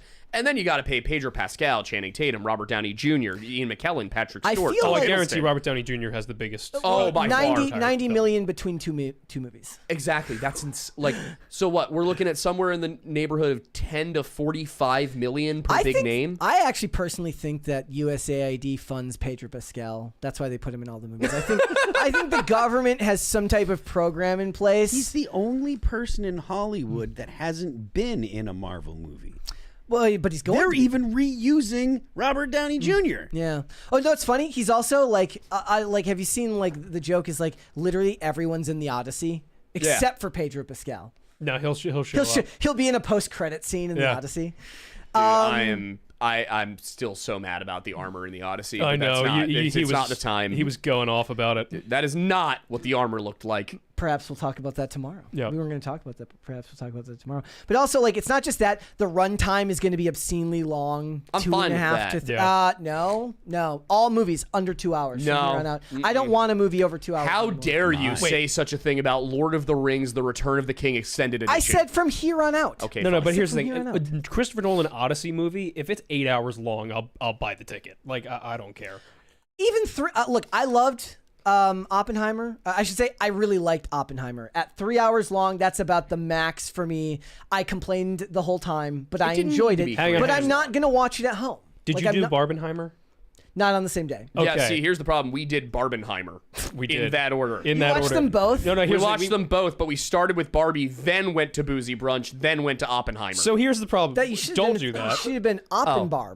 Oh, Brett, I agree with you. Yeah. That was what I wanted to do, but I was overruled. No, I suggested, hey, Barbie will be fun, then we can go get drinks, and we don't want to go to brunch sad from Oppenheimer, so we'll enjoy brunch after Barbie and be all like light and whatever, and then we'll go to Oppenheimer, and then we'll leave and go home and think about how like crazy the world is. I went into Oppenheimer drunk and happy, and I came out sober and sad. Yeah. It wasn't a great way. That's sad. Well, we will have to wait and see. I just think right now they suffer from a whole ton of apathy, and there's a lack of actual excitement around Marvel properties that they weren't able to re-engage with people when they did this. I think they thought they were going to get more people excited about this movie than actually did. It just felt like a flop of an announcement to me. Also, the whole video, which we won't play here because of copyright, it's literally them showing empty chairs, which feels very emblematic of Marvel right now, because a lot of the movies when they go, it's empty theater chairs. I think Marvel experienced the same thing that Star Wars experienced, which is they ruined. I don't know if they ruined forever, but they did so much damage to their property by putting out subpar movies. Yeah. Like I think it's not plays even it's not even about, it's when you allow the political climate of the day to influence your storytelling so much, you're going to turn people away, and people go to movies because they want an escape, not because they want to be, they don't want to hear the same thing at a movie that they're going to hear on the news and that they're going to hear from the quote unquote authorities. Yeah. Right. When the president is saying things that, and you hear movies resonating those things or repeating those kind of things, and you hear it on the news and you hear it in almost every kind of arena that is has popular culture. People are just like, I'm tired of it. I don't want to listen to this Do you anymore. think President Trump has a favorite superhero? Is it Superman? It kind of has to be Superman. I feel like President Trump has a superhero figurine of himself. Yeah, agreed. With a cape. Yeah, 100%. It's a gold cape for sure. Deportation man. Yeah. Well, no, that was I think it's got that D was for Obama. Donald. That was D for Obama. Donald. Yeah. Deportation man would be what's his Obama. name? Obama, No, yeah. the Tom Homan? the new guy. Homan, yeah. Yeah. Homan. Wait, well, that's the thing. Like Phil, like you said, it's why I keep coming back to Top Gun Maverick, and why I think it needs to be the blueprint for Hollywood going forward if they want to succeed. You go into that movie, there really aren't any politics. Like No. I get No, to, they had to go out of their way to not have politics. It's Unnamed country. That's what they should do. It's the U.S. Navy flying really cool planes and blowing up a nameless enemy who you really can't even identify. That are unquestionably bad, Yep. right? Yeah. There is no nuance in it. They are the bad guys. Yep. They are treated as the bad guys. There's no, well, we're going to personalize them or we're going to try and understand their perspective. No, No, they're the just bad evil. guys. We're going to shoot missiles at them. This is That's why it. wrestling was better. Evil foreigners. That's what they always say. Pro wrestling. I go see a movie. I go see a movie to relax, be entertained, and have some escapism. If I want to think, I will read a book. Are you gonna go see F1? Oh, let's There be are fair. some movies. Don't Seven get me is wrong. great. There are some movies. Don't get me wrong. But not every single movie needs to teach me a lesson. Sometimes I just want to watch robots box each other. Yep. That's everything Fair. I watch. I don't watch. If it's got a point, I don't want to see it. Pacific Rim. Pacific exactly. Rim. Pacific Rim. I was honestly thinking about the other one with the boxing robots, I don't know. but then I thought about Pacific Oh, Rim. wait, Chappie? Real Steel. Oh. Yeah. That's what I had in my head. But yeah, Pacific Rim, awesome. There's no politics in No. it. I just You're saw fighting it for the giant first time, monsters. like last year. I just saw it for the first Pacific time Rim? last year. Yeah, it's a shame they never made a second one. They made good thing yes, about- yes. Yeah. We won't. They don't count Uprising. The good thing about or at least the situation we're in now is you need a lot of pure bad guys with no nuance to kind of fix what they've done. You need to have blockbusters, or you need to have movies where there's no political undertones, and you have to have some that kind of get rid of the nuance, just like Maverick did. Yeah. Right. There was no nuance. There was no, hey, maybe. Well, it like, was also, just have bad that guys. story wasn't really the crux of the film. It was more about how this character has grown to who he is, and him kind of wrestling with age and change in his life. And they gave you the love story, and that was the thing to me. I said, "Do you understand that it's probably been a gazillion years since we got a movie that ended on a love ballad? Like, when was the last time that happened?" I can't remember. Everything has got to be some like thought-provoking think piece that was written by a 22-year-old NYU student. I don't want thought. Like that's not what Are you I want at the movie Is anybody theater. going to go see F1? What with 22-year-old Brad is Pitt? actually I'm going intrigued to by it. write something that is thought-provoking? What do you know at 22? Like, I mean, there are people that can do that, but when they do, they're writing based on things like the hero's journey or their own They're experiences. Like sometimes it's like a really like intense experience that they went through. Yeah, it's something exact. Yes, true. So if someone was like, if someone went through was kidnapped and they were held hostage or whatever, then you could relate their true story. But if you're writing a story that's a fictional story, I mean, it's really. There was this time when we were in LA doing a record. There was an artist that they were trying to basically build, right? They had this person that she was a good singer, and they were like, well, we're trying to get this, and she wanted her persona to be like the dirty LA. And the producer's like, what do you think? She's like, we're writing these cool lyrics, these cool songs, but there's something missing. What does she need? What do you think she needs? And I said she needs to get addicted to heroin, and she needs to kick it because she's a kid, and her singing these raunchy lyrics you weren't buying it. She was trying to be Guns N' Roses without banging a girl that's of someone that's in your band in the studio while you're recording. Like, Guns N' Roses weren't putting on a front. Axl Rose actually had sex with his bandmate's girlfriend, recorded it, and put it on Appetite for Destruction. When you hear the song, you hear the person moaning, that's actually happening. Like, these things aren't fake. The reason it was compelling is because it wasn't fake. You can't fake stuff. Or at least you can't fake stuff like that. All right, let's move on then, guys. We got a bunch of other stuff to get into today. This one is just going to make a bunch of people very, very sad, I think. Yeah. Are you an adult? Are you a parent? Do you have children of your own? Do you work every day to provide for them and present some type of strong adult structure into their lives? Well, there is a young woman here who's telling you that you don't need to do that anymore because apparently adult parents are going to tantrum parties so that they can let out their emotional aggression because apparently regulating your emotions is now a bad thing. What does that even mean, a tantrum party? Well, actually, I'm going to play this video first. This is not about the tantrum parties, but this is another woman who's like a guru in the industry. So let's listen to what she has to say about this, and then we'll get back. If anyone calls himself a guru, you should ignore everything. I don't think she actually used that word, but it's actually worse. Good. I think you're going to laugh. So here we go. List of ways you can release your rage on a weekly basis. Guns. My name is Ani. I'm a somatic and vocal release practitioner. She's a trauma-informed certified life coach. Or, Is she about to scream? Let's MMA no. or something. Let's Yeah. listen back to what she just described herself as again. I'm a somatic and vocal release practitioner, trauma-informed certified life coach with an MSW. I've been studying trauma for over 11 years, and I've been using my voice for over 16 years. The most important I've been part using my of voice for getting 27. this Get on my energy out of your level. System is to use your body and to use your voice. This is so that we don't keep intellectualizing and just speaking about our experiences. Number one, what do kids do when they're angry or don't get what they want? That's right, they throw a tantrum. You are a fully grown adult and you're gonna say, what the fuck am I doing? This feels silly. No, throw a tantrum. And what do kids do when they throw a tantrum? They're stomping their feet and they're jumping up and down and they're screaming at the top of their lungs. They're using their body and they're using their voice. And they're getting that anger out of their system. And then once they're all tired out from their little tantrum that lasts maybe 5 minutes, maybe 10 minutes, then they're ready for a snack and a nap. And Okay.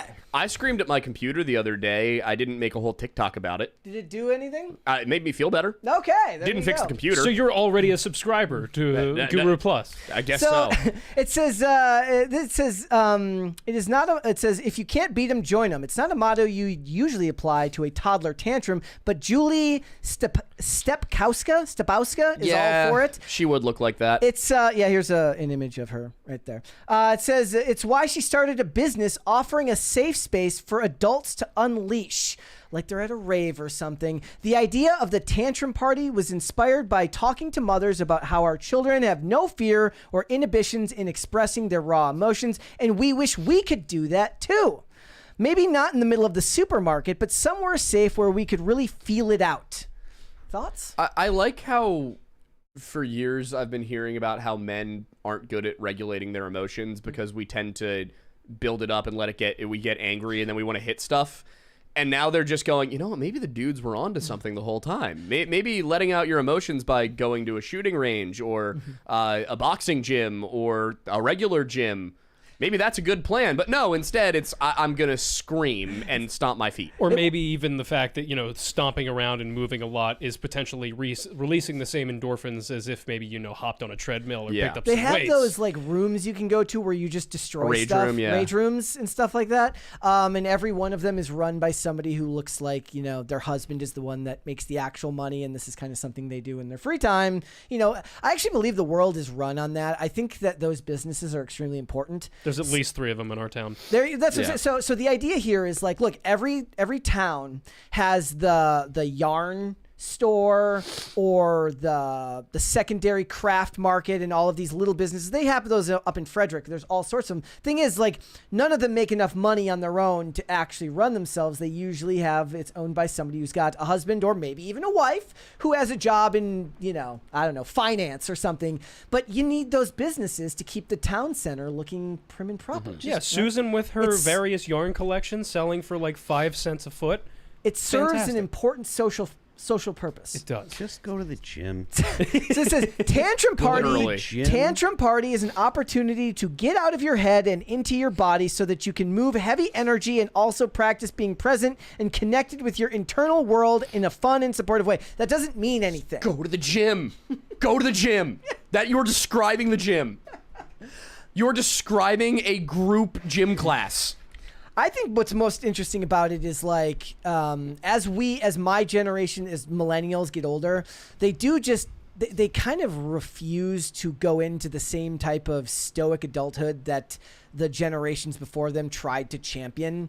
Part of it is ignoring the idea of adulthood altogether and putting off adulthood and growing up, which I understand. I made tons of mistakes in my 20s and didn't really figure my life out until much, much later. I understand that, but it doesn't make sense to me. I guess it makes more sense to release your anger in a safe way on your own, but once you start monetizing it, it feels very weird to me. Yeah, I mean, it just seems like somebody... Classic. Look, I love market economies. I love capitalism, but there are some weird corners of it, and this sounds like somebody saw a market and took And that's what I always say. It's like there's always going to be somebody who wants to sell you something, and you can't hate the person for doing it. But maybe the idea then is to ask, why does this market exist now? Yeah. Why does this market exist now when it didn't in our parents' age? There's a wait list for an online one. They're gonna have a Zoom one. Yep. That's insane. Like in that case, just yell yourself at home. Yeah, like old man screams at cloud. Like, I mean, that's literally going to be me.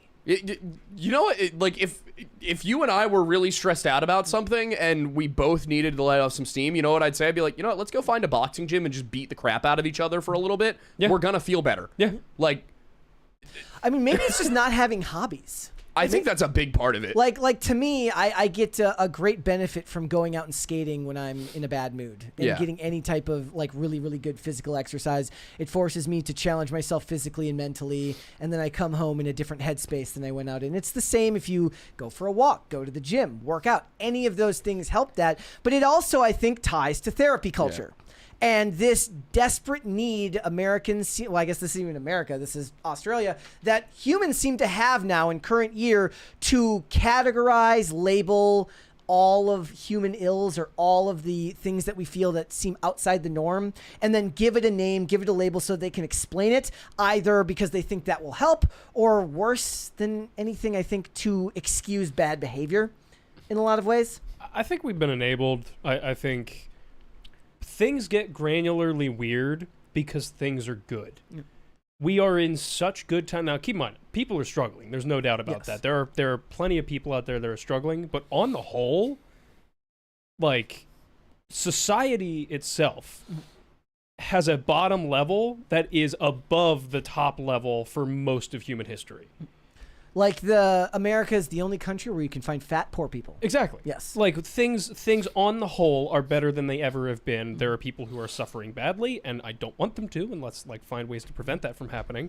But I think when people on the whole are not doing like terribly hard, life is generally pretty mundane, they're gonna start making bigger deals of smaller things. Is that what it is then? Is it the monotony we feel because life is just easier than it used to be? Even if you're financially struggling, you're not hunting for food? Think about some of the most important films of the 90s. Like Fight Club. I was literally saying, they all deconstructed like the American dream. Matrix, Fight Club, American Beauty. American Beauty was the one I was just trying to think of. Yeah, they called into question suburbia and all its richness. And then what was Office Space? Yeah, all of these things where it's like things are so good, they're mundane. Yeah. We need something. Oh yeah, people like watch Office Space now. They're like, a 401k? Yeah. 40 hours a week? Are you kidding me? Like, all that's bad is the printer sucks? Are you kidding me? Yeah.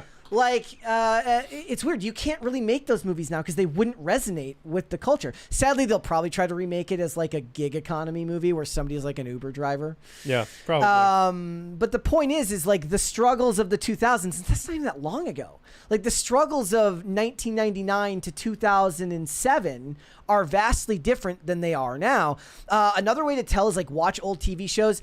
You don't see the, like people that have to go to the hospital in old TV shows don't quarry about medical bills because insurance was generally cheaper and more accessible back then. Now, if you do a show about any type of medical show, they have to do topics that relate to the unaffordability of insurance. It's also crazy how much security has changed. Yeah. Like, now going into a hospital, it's not uncommon to have to walk through a metal detector, let alone anything at an airport or anything like that. But it's crazy looking back in the 90s when nothing was I talk about that with skating a lot because growing up skating, it wasn't at skate parks. It was at businesses. You're skating rails and ledges at businesses. There were no cameras at any of those businesses, not for the most part. Like maybe some of them, if it was like a tech company, there might have been security cameras out front, or if it was like we would go skate at 3M a lot over by us, and like there was security cameras everywhere there. Yeah. Science, patents, important things, right? But in general, you went and skated at any other business, and it was just, unless a security guard walked by,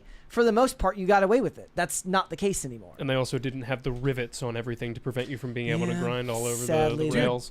Like 6 years ago, I was walking around campus at Penn State shirtless and drunk off my ass in a building, As and a one security does. guard walked by and was just like, "What's up?" And I was like, nothing much. That was the interaction. Now I'm like, I would have been arrested. Yep. I would have been arrested, and they'd want to know everything I was doing. Like, I would just say, like, does anybody feel like this would lean heavily more male or female? In what way? Like, who's more likely tantrum to parties? use the tantrum? oh, women, because a guy is gonna just beat something up. Yeah. Even if it's himself. Even if it's himself, like, I'll punch a wall, man. I punched a hole in a wall in college. That probably wasn't good emotional regulation, but it felt good until my hand hurt. Yes. You've gotten better. I've gotten better. Now I punch pillows. There you go. Yeah. It's better for your hand. Forethought. But like, that's the thing is I've got my little office at home. That's where most of my stress happens. And when the stress It's just happens, what I padded do, on all the walls. I Basically, take yeah. a pillow and I whack my couch with the pillow until I feel better. Yep. He's got his little stress box. Yeah. And that's where it stays. All right. We got one more thing. We're going to run through this one quickly. I'm just curious to get everyone's input. Phil especially. I thought people would like this. So I found this the other day, and it created brackets. It's a March Dadness tournament for dad rock. Can we define the term dad rock? That is an gonna be- important place to start. How does Phil? How do you define dad rock? It's a derogatory term used by people that want to criticize music without having any actual substance to their criticism. Have you been called and dad you look rock? if you look at the brackets here, the Beatles, Pink Floyd, these are all just because they're old. But Yeah. then when you get into the Gen Z division, which are there how many Gen Z people are even fathers nowadays? Well, that's first the of thing all? is I'm like, that's what Second we were of talking all, about earlier. We were talking about it. It's like, first of all, I don't think, like you said earlier, I don't think that Paramore is Gen Z. Paramore is No. firmly millennial. Like, if it's Gen Z, if it's dads who are Gen Z, then Paramore could be dad rock. Yes. I think there's just not enough Gen Z rock bands for them to have filled out Yeah. this bracket because There would Shinedown be- does not belong there. It would be Gen Z would be TikTok hip hop. It would be, Oh, God. It would be rap. Right? So I have to imagine that what they're going for here is, music dads listen to. Yes. Yeah. All right, so then here was the boomer division, already derogatory, starting out there, was the Beatles versus Creedence Clearwater Revival, Pink Floyd versus Jimi Hendrix, Led Zeppelin versus the Eagles, Rolling Stones, The Who, AC/DC. Or no, I'm sorry, AC/DC Begins Gen X, right? Or is that... That's crazy. yes. Yeah. Yeah. Beatles, Creedence Clearwater Revival. Beatles will win, even though Oh, CCR is CCR. great. Yeah, we don't have to come up with our own. We maybe just just talk about what do you think Yeah, no. wins on this. Pink Floyd, Jimi Hendrix. Floyd. I'm taking Pink Floyd. Okay. Yeah. Led Zeppelin, the Eagles. Zeppelin. Okay. Eagles. Eagles. I'd take Eagles. Zeppelin's going to win. I'm taking Phil, Eagles over flag on the Zeppelin. play on any of these? I mean, no. No. Okay. Rolling Stones, The Who. The Who. I love The Who, but I think the Stones would win. Okay. See, that's the problem, is you're going with what you think would win, whereas I'm expressing a personal opinion. Oh, I'll express You need to be a personal stronger opinion. man. You stop being such a coward. You So little who pansy. wins? So who wins the boomer division out of all these? It's not Jimi Hendrix, sadly. No. Look, the whole thing, it's all BS. Metallica wins. Metallica's the biggest heavy band of all time. We can just get past all of this. If you're going to go by any objective quality or by any objective, it's Metallica. Everything else is just opinions. And everyone can have their opinions. They're perfectly fine. There's nothing wrong with it. But if you're going to be objective, Metallica wins. Done. This is the most But if dad we're- rock opinion I've I ever gotta say heard. though, but if we're talking about rock as a whole and not necessarily heavy, is that still applicable? Absolutely. Yeah, Metallica's kinda se- up there. Metallica's, they're in their 60s. They're still selling out stadiums. I mean, maybe you could say that the Rolling Stones are Yeah. on par. Like, so maybe you could get into that, but no one else is even in the same category. I saw Metallica Like- in college, and they were phenomenal. I've seen Metallica a bunch of times, and Haven't you played with Metallica? we did play a show. Yeah, I shut filled up. in for a band. I filled in for Five Finger Death Punch while they were opening for Metallica. But I mean, seriously, like this, like it's to even get into this, it's like it's Metallica. Oh, that was the right off the bat. It's Metallica. I thought it was hilarious that Five Finger Death Punch was on here in the Gen Z division, I think it's too. hilarious Yeah. that Greta Van Fleet is. Oh, on yeah. here.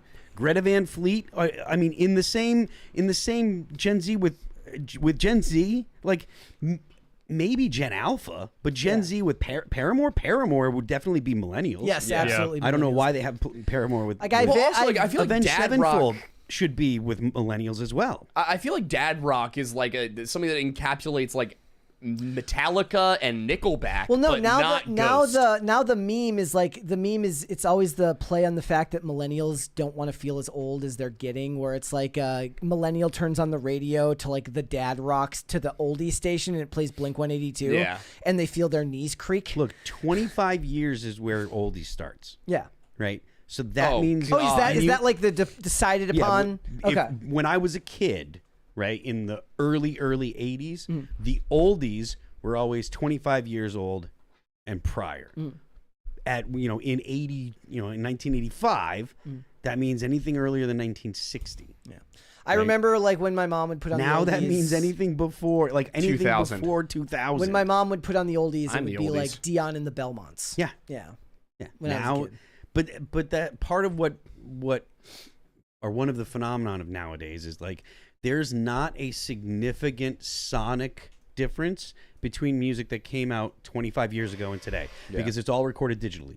So you had a sonic difference in the music that came out in 1965 and 1985. Now that's only 20 years, right? But the quality of the sound, there was just a different sound because you went from the earliest electric guitars, earliest electric basses to synthesizers and the first computer music. And the difference between 1980 and 2005 is significantly different, but the difference between the sonic quality in 2005 and 2025 is zero. Yeah. Because it's all still digital. Once digital became the dominant form of recording, the sonic quality stays the same forever because it's just ones and Yeah, zeros. I mean the only difference between the sound of a Simple Plan or Green Day album for 2004 is that now the lyrics aren't as good. There is a 20 here from Not That John Stewart. Guys, we were getting very close to that third crisis party. Remember, guys, Mary said she's not going to come back if you don't get us to a third crisis party. Do you want Mary to come back? You want Mary to host the show? So we have to get a third crisis party. Not That John Stewart says Metallica is playing in May over a 4-day weekend music metal festival. Over a 4-day weekend music metal festival, they're doing 2 days, 2 separate sets, and I'm paying thousands of dollars to go see them. All that remains is going to be there too. Well, There you go. be a good show. Should Yeah. fantastic. I hope that they're actually doing 2 separate sets so they don't get the reaction Tool got. They will do 2 separate sets. Yeah. When they're doing the tours that they've been doing, they do 2 nights in the same town, and one night they do one set, and one night they do another. Usually it was like it was Five Finger Death Punch would play with them one night, and then Pantera would play the next night. So. All right, so the answer is Metallica, ladies and gentlemen. We have our answer for this one. All right. Yeah, I have to agree with that. Let's get to super chats here, guys. We are going to go through all of them. Remember, we need to get to 3 crisis parties today. Really quickly, Let's I go, do have to disagree with something. Avenged Sevenfold is definitely dad rock. Like, I love Avenged Sevenfold. They definitely fit the bill. But they should be in millennial division. I don't think definitely. anybody from Gen Z. No, they were definitely counts as- struggling. They were like, who's been big on TikTok at some point? Yeah, I mean, well, they 'cause shouldn't have rock even just had. isn't They a were thing. struggling because they shouldn't have even had a Gen Z division. No. Because Would have been Gen better Z, to just- is Gen Z old enough to have kids? I don't know. Are we Gen Z or Well, millennials? honestly, it's not even that for me. It's the fact that there aren't really many rock bands that like are known and cared about. There in Gen are. Z. They're just all pop punk now. No, but that's the thing. Is like, but that's are we Wait, like considering what? that rock? What do you mean? Like what? Like what's been like Yeah, like new? what- who? Like new? Who? Oh God, good point.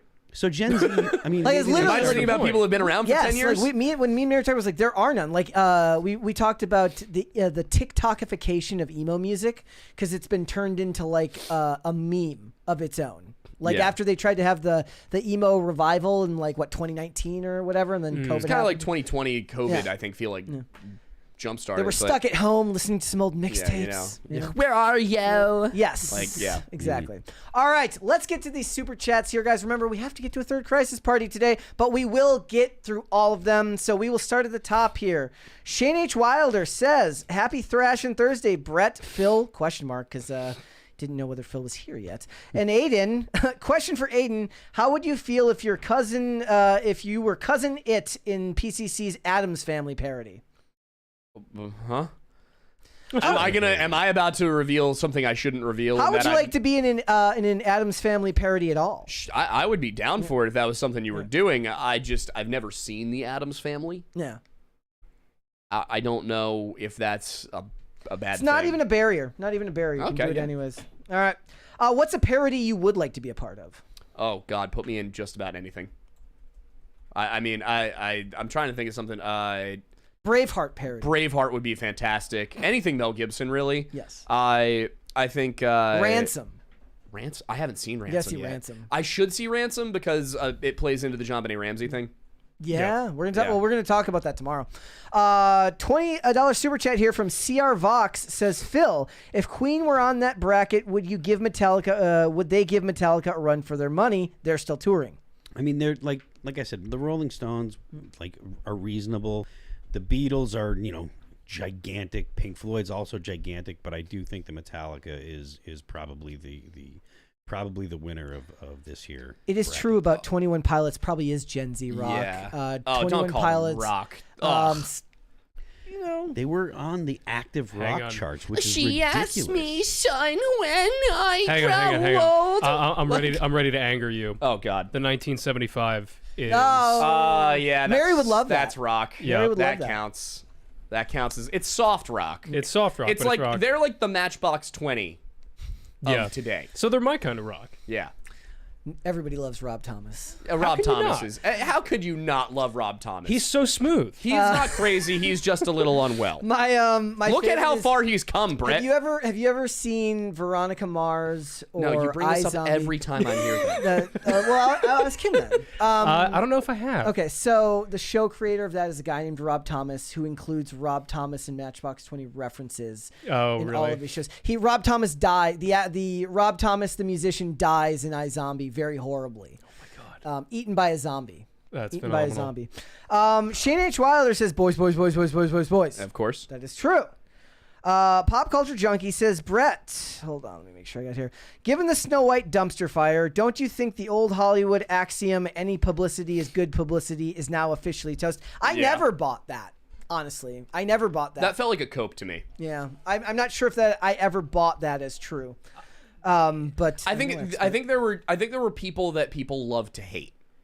There's also And that's different from all press is good press. Marilyn Monroe rarely got good press, Yeah. but she was still Marilyn Monroe. Again, a hot chick can't get bad press. That's valid. Maybe they should have qualified that. for example, Miley Cyrus has never had bad press. Yeah, even she though has. she had some bad press, it didn't hurt her career. I mean, but there are are certain people you love to hate. It depends on how far they go. Like Demi Lovato, Amanda Bynes is now a train wreck, and it's not like any of the press around her helps her image because her image is so bad. Well, she's I not think even that in the was industry anymore. She's not doing anything. Yeah. That was the still, drugs but still, mostly. they still cover her and stuff Yeah. like that. Yeah, I mean, well, because that's the thing is, I think that there is such a thing as bad press because, like, look at Drake Bell. Yeah, Like- that's back in the news now too. Yeah, I mean, his career is he's not gone, but his career ain't doing so great. Logan Paul, thank you, Chet. Logan Paul is an example of somebody who benefits heavily from bad press. Yeah. But when you start at the suicide forest, it's all up from there. Yeah. Thanks, YouTube. I'm glad that Logan Paul can go to a whole suicide forest, but I can't talk about a historical one. Yes, correct. All right. K Burls says, Aidan, Mary is missing. You should do a mock 411 video on her. Oh, yeah, I could do that for Missing April Fools really You quick. can do that right now. Yeah, I could do that right now, short. Just Yeah. bang it out. Serenko Production says, will the Aidens donate to the USPCC to stop the femigenocide in the Congo? Hashtag free the Congo. Hashtag justice for Mocha. There will never be justice for Mocha, I'm sorry to say. Free the but, Congo. we could free the Congo somehow. Well, I'm very anti-femigenocide, so Why? Is that a good thing? Are we supposed to be anti-femigenocide? I would think so. I would think Here so. you guys I are just don't want to talking- accidentally say anything that gets us canceled. What am I supposed to think? So you're the villain. You're the villain in those movies you're talking about, where you don't want them to have a tragic backstory or explain them. They just need to be blanket evil. Yeah. You know what? Maybe that's my position. I'm actually Somebody- pro. he's like, listen, I was in college one time. Femigenocide in the Congo.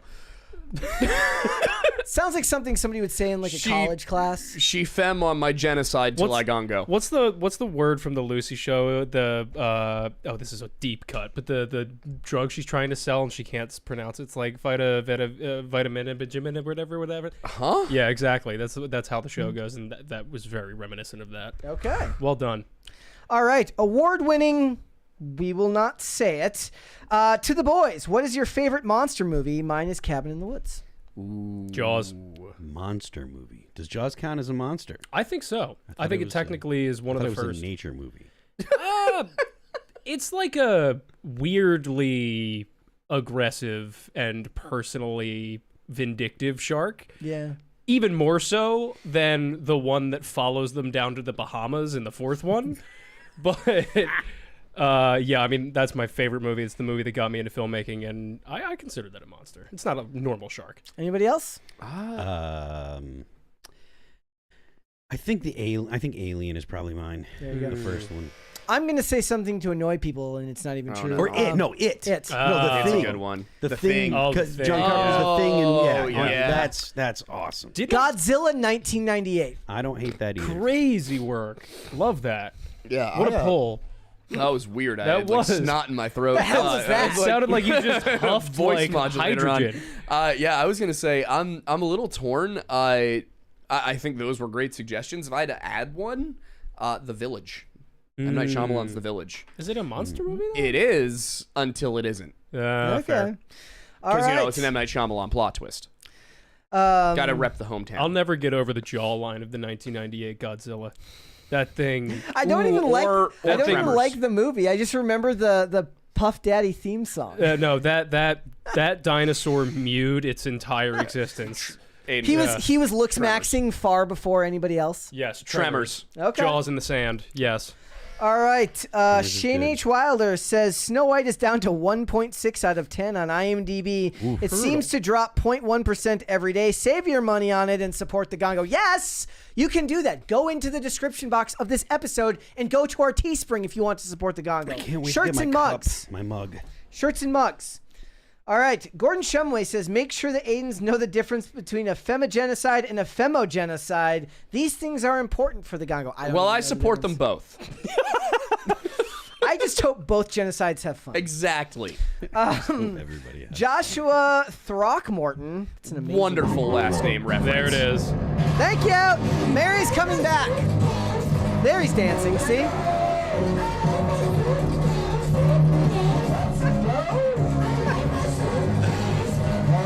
All right. Thank you for actually dancing it. You're welcomes. We have to. Joshua Throckmorton, which is a great tired. name. Brett, can't be a dating show. The contestants would be too old by the end of the show. Yeah, depending on how long Leo put the show on, they'd hit that 26-year age, and he's like, can't be on your parents' insurance, can't date So me. maybe that's the thing. Maybe everybody is about to turn 24. Yeah. So they're auditioning for a year of Leo. Maybe he just doesn't want to pay for their insurance. He's like, you have to be on your parents' insurance or we can't be together. That's a wild He thing. could just be cheap. Speaking of insurance, I got mine back. For those who have been following my insurance saga Oh, on yeah, the Lore yeah. Lodge, I got my insurance back. Let's go. Yeah, I had to threaten the career of a man named Alves on the phone. Alves? Yeah, we had 2 conversations with Alves. In one of them, he told me I was getting my insurance back, and then a month later, he never submitted the paperwork. Wait, you talked to the same guy? Oh, yeah, I somehow got the same guy. That never happened. I know. I was like, he was like, hello, this is Alves. I was like, we've talked before. What was his name? Alves. Okay. Yeah. There's a character in the movie Lucky Number Slevin named Elvez, which is one of my favorite names. Slevin? Slevin. Yeah, it's a character name. Lucky Number Slevin. It's like a, all right, like Moonlight. A slutty number. Moonlight. Everyone should go watch it. It's with Bruce Willis, Josh Hartnett, Samuel L. Jackson, Sir Benjamin Kingsley, Lucy Liu. Really, really great movie from Movie this? 2008 or 2006. Lucky Number Slevin. Oh, I gotta see this. Yeah, it's really good. Moonlight says this is what Corn Pop watches and thinks is good. Is that why he was having the mental breakdown? You doing okay, Corn Pop? I hope you're okay. Corn Pop and Moonlight were having a whole thing going on. Yeah, I didn't want to get in the middle of that. Oh, I Unknown. did. I'm going to be perfectly honest. I was very intrigued. Unknown says Karen Unleashed AI trailer will change your minds. Well, perhaps I'll check that out after the show. I will say the one AI thing I approve of is that one song about what girls need, where it's just a whole bunch of coke. What? Oh yeah, I'll play it for you after the after the show. Incredible, Yeah. Okay. Crandall Logan says AI. Oh, we did that one. AI can't take my job. It can't steal catalytic converters. Ken Ramey says boys. Classic. He did it with an I. It's different. Oh, Thank you. That's the Shane saucy H. one. Wilder says I should note I'm talking AI video. It's just bad. Yeah, he's not wrong. Michael Arnold says, breaking news. Ben Affleck as Batman is scheduled to save the Gongo with Matt. When Matt Damon told him of the femigenocide, he knew what he had to do. I'm all in. Matt Damon is Batman. I honestly Ben think Affleck that I know people hate his politics, but Alan Richardson would be a hulking, enormous would be. Batman. If they were going to do absolute Batman in a movie, they would do Alan Richardson. Greg Duvier says, hot take, the first Tom Cruise Mission Impossible movie is the only good Mission Impossible movie. I disagree, sir. Also, I think I've only seen Ghost Protocol and the one with the nuclear bomb. I'm going to shock you. I haven't seen a single one of them. All right, so when we get back to Pennsylvania, I'm going to Clockwork Orange you. Yeah. Because I've been to watch the rest of them you anyway. should start watching them. Like, Yeah. Here's the thing, though. I was going to do a topic about this, like not during the show, but I was going to make a video about it.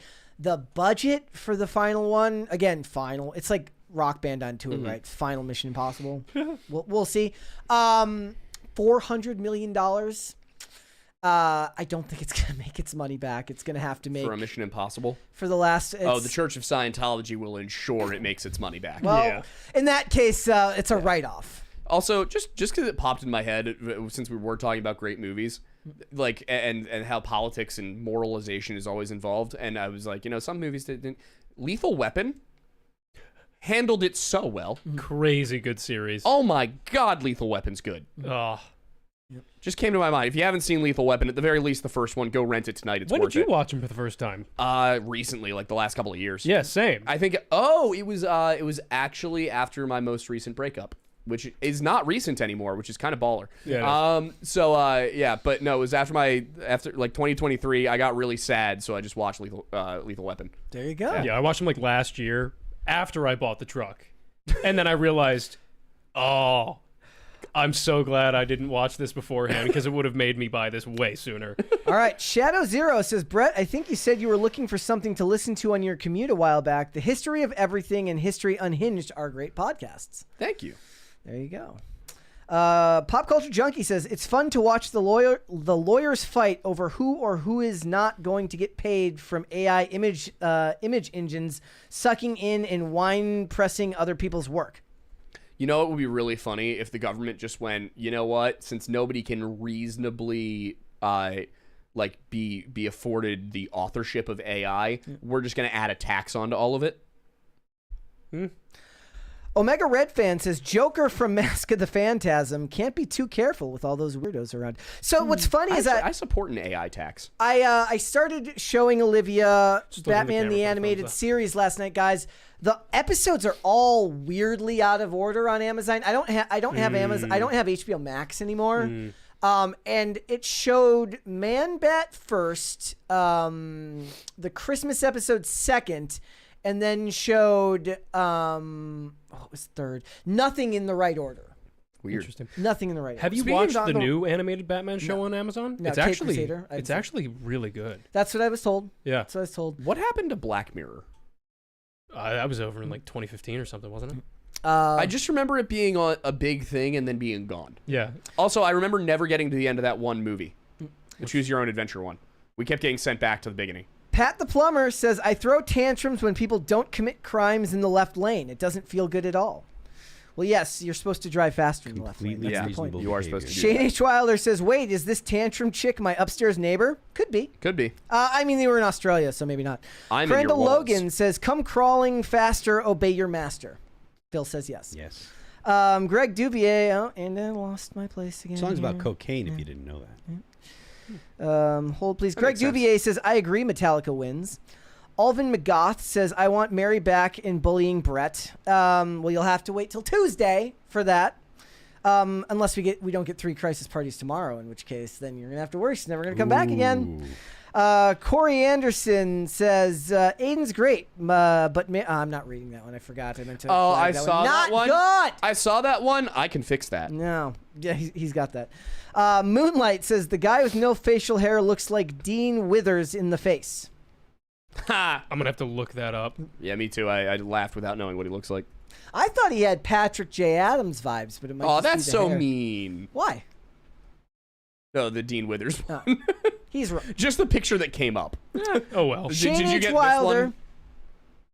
No, Shane That's H. the one I Wilder got. I says, was like, oh, that's mean. I should have said you were says you were going to be cousin It in the parody. Don't worry, you'll be there with Brett and Mary, Phil, Tim, Olivia, and I'm assuming that means Kurtz. Now I'm gonna look up Drops cousin. on Tuesday. Hang on, I gotta look up cousin It. Pete Donovan Why? says, You know who happy Cousin It is? testosterone No. Thursday / boys. Boys cast IRL. That's us. Awesome to see my favorite PCC guest host return. What up, Aidan? Thank you. High Voltage 75 says 3 parties for boys cast, and for Brett saying T1 over T2. Yes, let's go. A7XM Shadows 19 I recognize that yeah, one. that's a familiar name. says A7X being Gen Z. My 32-year-old brother introduced me to them around. So is that Zen 7? Is that Avenged Sevenfold? Yeah. Okay. Yeah. Bible reference, by the way. Introduced to my by my brother to them when the Rev passed. Then they then been famous since the early 2000s. Definitely more millennial. Also, good day to the pity for the Gourd Boys. Good day to you as well. Yep. Good day. All right. Greg Dubier says, change my mind. All that remains wins. Phil? I mean, I appreciate the vote of confidence, but probably not. Pete Donovan says, Phil, how does this sound? The Phil Labonte Guide to Men's Therapy. 1, lift heavy things. B, carry heavy things. 3, set down heavy things. And repeat. Yeah, just go to the gym. Yep. Go to the gym before everything gets all built up and like you have to have a tantrum like a child. Shane H. Wilder says, Brett, lucky number 11 is The Teats. Yes, it is. It's a really good movie. Everyone should watch it. There's other really good actors in it that I'm kind of like blanking on now, but it's really, really good. Dash Fortune says, for Brett's coffee, justice for Mocha, I'll buy pounds of coffee to get enough justice. I liked the one yesterday that sadly we're not going to be able to use because they suggested it, which was Mary's Hot Take. What was Mary's hot take? To be a coffee cup. Oh, brand, yeah. like, to be called Mary's Hot Take. Gordon Speaking Shumway of coffee, says, we have coffee. We do. If you want other coffee, not Very- saying don't drink their coffee, but Mount Pocono Perk, okay. good stuff. Gordon Shumway says, lucky number 11 will teach you what a Kansas City shuffle is. Yes, in the theme song, though they kind of only explain it in the song. I'm not gonna lie to you. And The Bruce Kansas Willis- City Shuffle sounds like some sort of weird intimate act between Travis Kelce and Patrick Mahomes, not. with Andy Reid watching from the cup It's when chair. it's when they look left and you go right. From the chair. Andy Reid is in the cuck chair, man. He's too rotund for that activity. Pop Culture Junkie says, Lethal Weapon 2. You gotta like a movie with an exploding toilet. Oh my God, just brilliant scenes. Yes. All right. Moonlight says, and obviously the other guy looks like Daniel Radcliffe. They always say I have never seen it. It's just pale with glasses. That's it. I mean, I'm pale with glasses. I don't look like Daniel Radcliffe. You're less pale than he is. That's true. That's true. I am incredibly pale. It's true. I glow in the sunlight. And then burn. Do you burn? Oh, I burn very quickly. He I burns go badly. outside and it's like I am a radiant god, and then I'm red. This is about a 3-second process. Okay. All right, guys, before we go, would you hit the like button on this video, please, and subscribe to the channel if you are new here and you have not subscribed here yet already. If you are still wondering where Mary was, she's out of town. She will be back on Tuesday. Both Aidens are going to be hanging out with me tomorrow. That's true. It's going to be Very awesome. excited. It's going to be awesome. Maybe we'll just Throbbing, sit here. honestly. Maybe we'll just sit here and talk about movies for like 2 hours. and We just could do bore that. I'm everyone. so down. Like who needs to plan? I'll just say go, and we'll just we can start do that. talking. Here's the thing. That's the majority of our job is Yeah. we say go to each other and then yap for hours. Yeah. Yeah, So I like that. So Yapcast. guys, make sure that you tune in tomorrow. Subscribe to the channel if you have not subscribed here yet already. Phil, thank you. Let everybody know where we can find you. buddy. I am Phil That Remains on Twix. I'm Phil That Remains Official on Instagram. The band is All That Remains. You can check out our new record, Anti-Fragile. It's all over the internet. You know the places where it streams. Don't forget the left lane is for crime. If you're in the left lane and you're going the speed limit, you are wrong. Aiden. find me at the Lore Lodge, and anything else that you want to find me on, you can just find me through there. There you go. Yeah. I'm also on the Lore Lodge and History Unhinged and the Weird Bible. Those are the 3 shows we do. Yep. I figured you would hit everything else. Yeah, those are fun. I also stream video games on Friday nights, but obviously not tomorrow. Yeah. Do you guys got any big videos coming out soon? Well, what I can tell you is we have a lot of videos that weren't big, and we'd appreciate if they were bigger. So There you go. Now, tomorrow we do have our 2nd episode in our series on the Viking colony in Vinland and what really happened, and if there could potentially be further colonies that we haven't found yet. So if that's something you're interested in, that is one I had a ton of fun doing. I only screamed at the map 18 times. But yeah, great times, and I hope you guys check it out because those were really fun ones, and I'd love to do more of them. And if you're still interested in more history, the next day on History Unhinged, we have a new podcast coming out with Stephen Bell from... What's that one about? So we talk about Unix for a lot of it. Okay. We talk about essentially... I thought the Unix one already came... Oh, that's one we just filmed. Yeah, no, Yeah. this one, it's basically just historical freaks. There's Sultan Mario Kart that happens. Oh, yeah. A lot of weird things that went on with the founding Yeah, fathers. the Turks were also really into hot Unix, while the Chinese were more into crumbly ones. Well, then you guys should check that out. Yeah. Capri All right. Suns are mentioned. It's Sorry, not weird. Unix, harems. Different things. Yes. All right, guys, if you want to follow me, I am on Instagram and on Twix at Brett Dasovic on both of those platforms. We are here 5 days a week, guys, Monday through Friday, 3 p.m. Eastern Standard Time, which is, of course, noon Pacific. Amazon Music, Apple Podcasts, Pandora, and Spotify. If you would like to listen rather than watch the show, you can rate and review on Apple Podcasts and on Spotify, which is another great way to help the show grow. If you want to follow us on social media, we are on Twix at popculture_show, Facebook at popculturecrisis, Instagram at popculturecrisispod. Couple more here before we go. The Manic Mustache says, late as usual, but apropos to butt rock, as a former rock radio DJ, I just got stung by a bee. Stay toxic, my friends. Boys, boys, boys, boys, boys, boys, boys. Boys. And one more from Gordon Shumway says, Danny Glover was only 40 years old when Lethal Weapon series started, and he was already too old for this shit. I feel ancient now. Yes, he already was too old for it. He was. And Shane H. Wilder says, everyone wants their videos to be bigger. Wink, wink. Yes. Guys, we'll see you all with another episode tomorrow. Both Aidens will be back. We'll see you then. Bye, everyone.